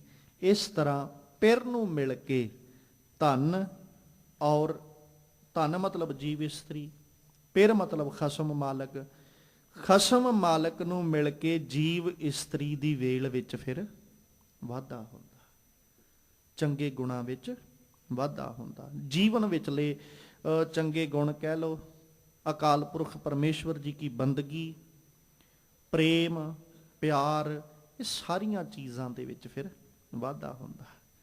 ਇਸ ਤਰੀਕੇ ਅੱਜ ਗੁਰੂ ਰਾਮਦਾਸ ਪਾਤਸ਼ਾਹ ਨੇ ਨਾ ਇੱਕ ਤੇ ਸਾਨੂੰ ਸਮਾਜਿਕ ਕੁਰੀਤੀ ਵਾਲੇ ਪਾਸੇ ਤੋਂ ਮੋੜਿਆ, ਦੂਜਾ ਸਾਨੂੰ ਸਿਖਾਇਆ ਸਾਡੀ ਜੀਵਨ ਜਾਂਚ। ਅੱਜ ਦੇ ਹਾਲਾਤਾਂ ਨੂੰ ਵੇਖੋ ਕਿ ਗੁਰਬਾਣੀ ਸਦੀਵ ਹੈ, ਇੱਕ ਸਮੇਂ ਦੀ ਨਹੀਂ, ਇਹ ਸਦੀਵ ਹੈ। ਉਦੋਂ ਵੀ ਇਹ ਕੁਰੀਤੀਆਂ ਸਮਾਜਿਕ ਚੱਲਦੀਆਂ ਹੋਣਗੀਆਂ, ਤਾਂ ਹੀ ਤੇ ਬਾਪੂ ਜੀ ਨੇ ਗੁਣਾਂ ਨੂੰ ਦੇਣ ਦੀ ਗੱਲ ਕੀਤੀ ਨਾ, ਵੀ ਤੁਸੀਂ ਵਸਤੂਆਂ ਦੇ ਕੇ, ਪਦਾਰਥ ਦੇ ਕੇ ਆਪਣੀ ਧੀ ਵਾਸਤੇ ਖੁਦ, ਜੇ ਠੇਠ ਪੰਜਾਬੀ ਚ ਲਫ਼ਜ਼ ਵਰਤੀਏ, ਤੇ ਕੰਡੇ ਬੀਜ ਰਹੇ ਆ, ਕੋਈ ਅਤਕਥਨੀ ਨਹੀਂ। ਜੇ ਅੱਜ ਵਸਤੂਆਂ ਅਸੀਂ ਆਪਣੇ ਅਹੰਕਾਰ ਨੂੰ, ਹਉਮੈ ਨੂੰ ਪੱਠੇ ਪਾਉਣ ਵਾਸਤੇ ਦੇ ਰਹੇ ਆ ਨਾ, ਕੱਲ ਨੂੰ ਹੋ ਸਕਦਾ ਹਾਲਾਤ ਬਦਲ ਜਾਣ। ਜਿਵੇਂ ਇੱਕ ਨਾ ਅਖਾਣ ਵਰਤਿਆ ਜਾਂਦਾ ਸਿਆਣਿਆਂ ਦੁਆਰਾ, ਵੀ ਜਦੋਂ ਮੂੰਹ ਨੂੰ ਲਹੂ ਲੱਗ ਜੇ ਨਾ, ਫਿਰ ਸਬਰ ਨਹੀਂ ਹੁੰਦਾ। ਅਸੀਂ ਅੱਜ ਤੇ ਆਪਣੇ ਹੰਕਾਰ ਕਰਕੇ, ਹਉਮੈ ਕਰਕੇ ਵਸਤੂਆਂ ਦੇਤੀਆਂ, ਤੇ ਅੱਗੋਂ ਲੈਣ ਵਾਲਿਆਂ ਦੇ ਮੂੰਹ ਨੂੰ ਲਹੂ ਗਿਆ ਲੱਗ, ਤੇ ਮੁੜ ਕੇ ਇਹ ਤੇ ਕੰਮ ਹੀ ਬੜਾ ਸੌਖਾ। ਫਿਰ ਕਿਉਂ ਨਹੀਂ ਅਗਲੇ ਖੁਦ ਡਿਮਾਂਡ ਕਰਨਗੇ ਕਿ ਨਹੀਂ? ਅਸੀਂ ਇਹਨਾਂ ਚੀਜ਼ਾਂ ਨੂੰ ਨਹੀਂ ਵੇਖਿਆ। ਹੋ ਸਕਦਾ ਅੱਜ ਸਾਡੇ ਕੋਲ ਹਾਲਾਤ ਹੈਣ, ਕੱਲ ਨੂੰ ਹਾਲਾਤ ਬਦਲ ਜਾਣ, ਤੇ ਫਿਰ ਕੀ ਕਰਾਂਗੇ? ਬੱਚਿਆਂ ਨੂੰ ਕਦੇ ਵਸਤੂਆਂ ਜਾਂ ਪਦਾਰਥਾਂ ਦੇ ਸਿਰ ਤੇ, ਬੱਚਿਆਂ ਨੂੰ ਕਦੇ ਵਸਤੂਆਂ ਦੇ ਪਦਾਰਥਾਂ ਦੇ ਸਿਰ ਤੇ ਨਾ ਵਸਾਓ। ਜੇ ਵਸਾਉਣਾ ਤੇ ਚੰਗੇ ਗੁਣਾਂ ਦੇ ਆਧਾਰ ਤੇ ਵਸਾਓ। ਜਦੋਂ ਚੰਗੇ ਗੁਣਾਂ ਦੇ ਆਧਾਰ ਤੇ ਵਸਾਵਾਂਗੇ ਨਾ, ਤੇ ਫਿਰ ਘਰਾਂ 'ਚ ਕਦੇ ਕਲੇਸ਼ ਨਹੀਂ ਪਏਗਾ, ਕਦੇ ਝਗੜਾ ਨਹੀਂ ਹੋਏਗਾ, ਔਰ ਨਾ ਹੀ ਕਦੇ ਸਮਾਜ ਵਿੱਚ ਤਲਾਕ ਲਫ਼ਜ਼ ਸੁਣਨ ਨੂੰ ਮਿਲੇਗਾ, ਜੇ ਚੰਗੇ ਗੁਣਾਂ ਦੇ ਆਧਾਰ ਤੇ ਵਸਾਵਾਂਗੇ। ਤੇ ਜੇ ਨਹੀਂ, ਫਿਰ ਜੋ ਹਾਲਾਤ ਚੱਲ ਰਹੇ ਸਮਾਜ ਦੇ, ਉਹ ਤੇ ਸਾਡੇ ਸਭਨਾਂ ਦੇ ਸਾਹਮਣੇ ਹੀ ਨੇ। ਫਿਰ ਦੋਵੇਂ ਪਰਿਵਾਰ ਇੱਕ ਦੂਜੇ ਉੱਤੇ ਚਿੱਕੜ ਵੀ ਉਛਾਲਦੇ, ਕੀ ਕੁਝ ਕਰਦੇ। ਫਿਰ ਇਹ ਨਹੀਂ ਵੇਖਿਆ ਕਿ ਕਦੇ ਤੇ ਅਸੀਂ ਗੁਰੂ ਚਰਨਾਂ 'ਚ ਅਰਦਾਸ ਕਰਦੇ ਆਖਿਆ ਸੀ, ਦੋ ਗੁਰਮੁਖ ਪਰਿਵਾਰਾਂ ਦਾ ਮੇਲ ਹੋਇਆ, ਫਿਰ ਗੁਰਮੁਖਤਾਈ ਕਿੱਥੇ ਦਿਸਦੀ, ਪੈਂਦੀ ਨਜ਼ਰ ਹੀ ਆਉਂਦੀ। ਉਦੋਂ ਤੇ ਗੁਰੂ ਅੱਗੇ ਅਰਜ਼ੋਈ ਕਰਦੇ ਆਖਿਆ, ਮਾਲਕ ਜੀਓ ਪਰਿਵਾਰਾਂ ਵਿੱਚ ਪਿਆਰ ਤੇ ਇਤਫਾਕ ਵਿੱਚ ਵਾਧਾ ਕਰਿਓ। ਤੇ ਮੁੜ ਕੇ ਆਪ ਹੀ ਗੁਰੂ ਕੋਲ ਆ ਕੇ ਅਸੀਂ ਕਹੀਏ ਵੀ ਹੁਣ ਤੇ ਤਲਾਕ ਹੋ ਜੇ। ਗੁਰੂ ਸਾਹਿਬ ਜੀ ਦੇ ਅੱਗੇ ਖੁਦ ਅਰਜ਼ੋਈਆਂ ਕੀਤੀਆਂ, ਤੇ ਮੁੜ ਕੇ ਆ ਕੇ ਫਿਰ ਅਸੀਂ ਗੁਰੂ ਅੱਗੇ ਦੂਸਰੇ ਪਾਸੇ ਨੂੰ ਤੁਰ ਪਈਏ। ਆਨੰਦ ਕਾਰਜ ਨੂੰ ਅਸੀਂ ਖੇਡ ਬਣਾਇਆ, ਪਰ ਇਹ ਖੇਡ ਨਹੀਂ, ਜ਼ਿੰਦਗੀ ਦਾ ਇੱਕ ਸਾਥੀ ਸਫ਼ਰ, ਹਮ ਸਫ਼ਰ ਲੈ ਕੇ ਤੁਰਨਾ ਸੰਸਾਰਿਕ ਤੌਰ ਤੇ ਉਹ ਕੇਵਲ ਸੰਸਾਰਿਕ ਤੌਰ ਤੇ ਨਹੀਂ, ਸਗੋਂ ਨਾਲ ਨਾਲ ਜਿਹੜੇ ਗੁਣ ਗੁਰੂ ਰਾਮਦਾਸ ਸਾਹਿਬ ਨੇ ਉਦਣ ਦਿੱਤੇ ਨਾ, ਹਰ ਪਹਿਲੜੀ ਲਾਮ ਤੋਂ ਲੈ ਕੇ ਚੌਥੜੀ ਲਾਮ ਤੱਕ, ਉਹ ਗੁਣਾਂ ਨੂੰ ਜ਼ਿੰਦਗੀ 'ਚ ਧਾਰਨ ਕਰਕੇ ਅਕਾਲ ਪੁਰਖ ਪਰਮੇਸ਼ਵਰ ਵੱਲ, ਘਰ ਵੱਲ ਨੂੰ ਜਾਂਦੇ ਰਾਹ ਉੱਤੇ ਵੀ ਦੋਵੇਂ ਹਮ ਸਫ਼ਰ ਬਣ ਕੇ ਤੁਰ ਸਕਦੇ।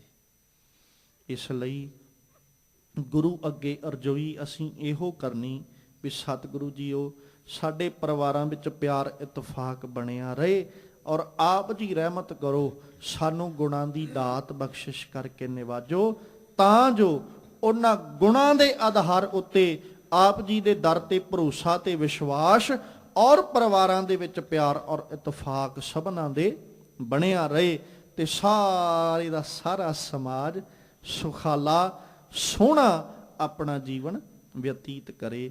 ਮਾਲਕ ਅੱਗੇ ਅਰਜ਼ੋਈ ਨਿਤਾ ਪ੍ਰਤੀ ਕਰਦੇ ਰਿਹਾ ਕਰੋ। ਗੁਰ ਵਡ ਭਾਗੀ ਪਾਇਆ, ਐਸਾ ਗੁਰ ਵਡ ਭਾਗੀ ਪਾਇਆ, ਗੁਰ ਵਡ ਭਾਗੀ ਪਾਇਆ, ਐਸਾ ਗੁਰ ਵਡ ਭਾਗੀ ਪਾਇਆ।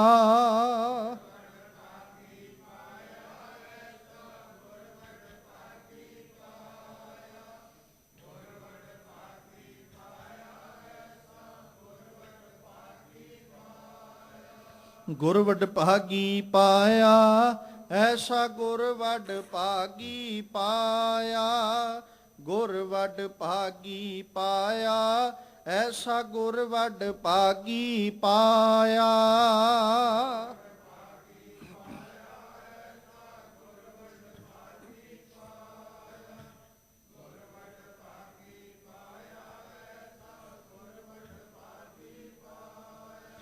ਭੂਲੇ ਮਾਰਗ ਜਿਨ ਹੈ ਬਤਾਇਆ, ਭੂਲੇ ਮਾਰਗ ਜਿਨ ਹੈ ਬਤਾਇਆ।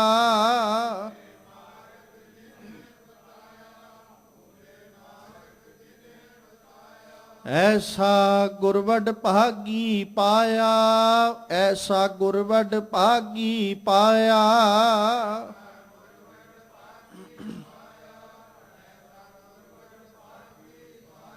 ਗੁਰਵਡ ਭਾਗੀ ਪਾਇਆ, ਐਸਾ ਗੁਰਵਡ ਭਾਗੀ ਪਾਇਆ।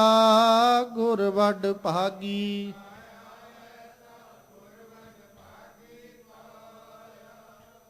ਸਤਿਗੁਰੂ ਪਾਤਸ਼ਾਹ ਰਹਿਮਤ ਕਰਨ, ਸਾਡੇ ਸਭਨਾਂ ਦੇ ਸਿਰਾਂ ਉੱਤੇ ਮਾਲਕ ਪਾਤਸ਼ਾਹ ਆਪਣਾ ਮਿਹਰ ਭਰਿਆ ਬਖਸ਼ਿਸ਼ ਭਰਿਆ ਹੱਥ ਰੱਖਣ, ਤਾਂ ਜੋ ਅਸੀਂ ਵੀ ਆਪਣੇ ਜੀਵਨਾਂ ਦੇ ਅੰਦਰ ਚੰਗੇ ਗੁਣਾਂ ਦੇ ਧਾਰਨੀ ਬਣ ਸਕੀਏ ਤੇ ਸਾਡੇ ਵੀ ਇਹ ਲੋਕ ਸੁਖੀਏ ਪਰਲੋਕ ਸੁਹੇਲੇ। ਨਾਨਕ ਹਰ ਪ੍ਰਭ ਆਪੇ ਮੇਲੇ, ਹੋਈਆਂ ਬੇਅੰਤ ਭੁੱਲਾਂ ਦੀ ਖਿਮਾ ਬਖਸ਼ਣੀ। ਆਓ ਸਾਹਿਬ ਜੀ ਕੇ ਪਾਵਨ ਬਚਨ ਹਿਰਦੇ ਵਿੱਚ ਵਸਾ ਲਈਏ। ਨਾਨਕ ਸੰਤ ਸੰਤ ਹਰ ਏਕੋ, ਜਪ ਹਰ ਹਰ ਨਾਮ ਸੋਹੰਦੀ। ਹਰ ਰਾਮ ਰਾਮ ਮੇਰੇ ਬਾਬੁਲਾ, ਪਿਰ ਮਿਲ ਧਨ ਵੇਲ ਵਦੰਦੀ। ਵਾਹਿਗੁਰੂ ਜੀ ਕਾ ਖਾਲਸਾ, ਵਾਹਿਗੁਰੂ ਜੀ ਕੀ ਫਤਿਹ।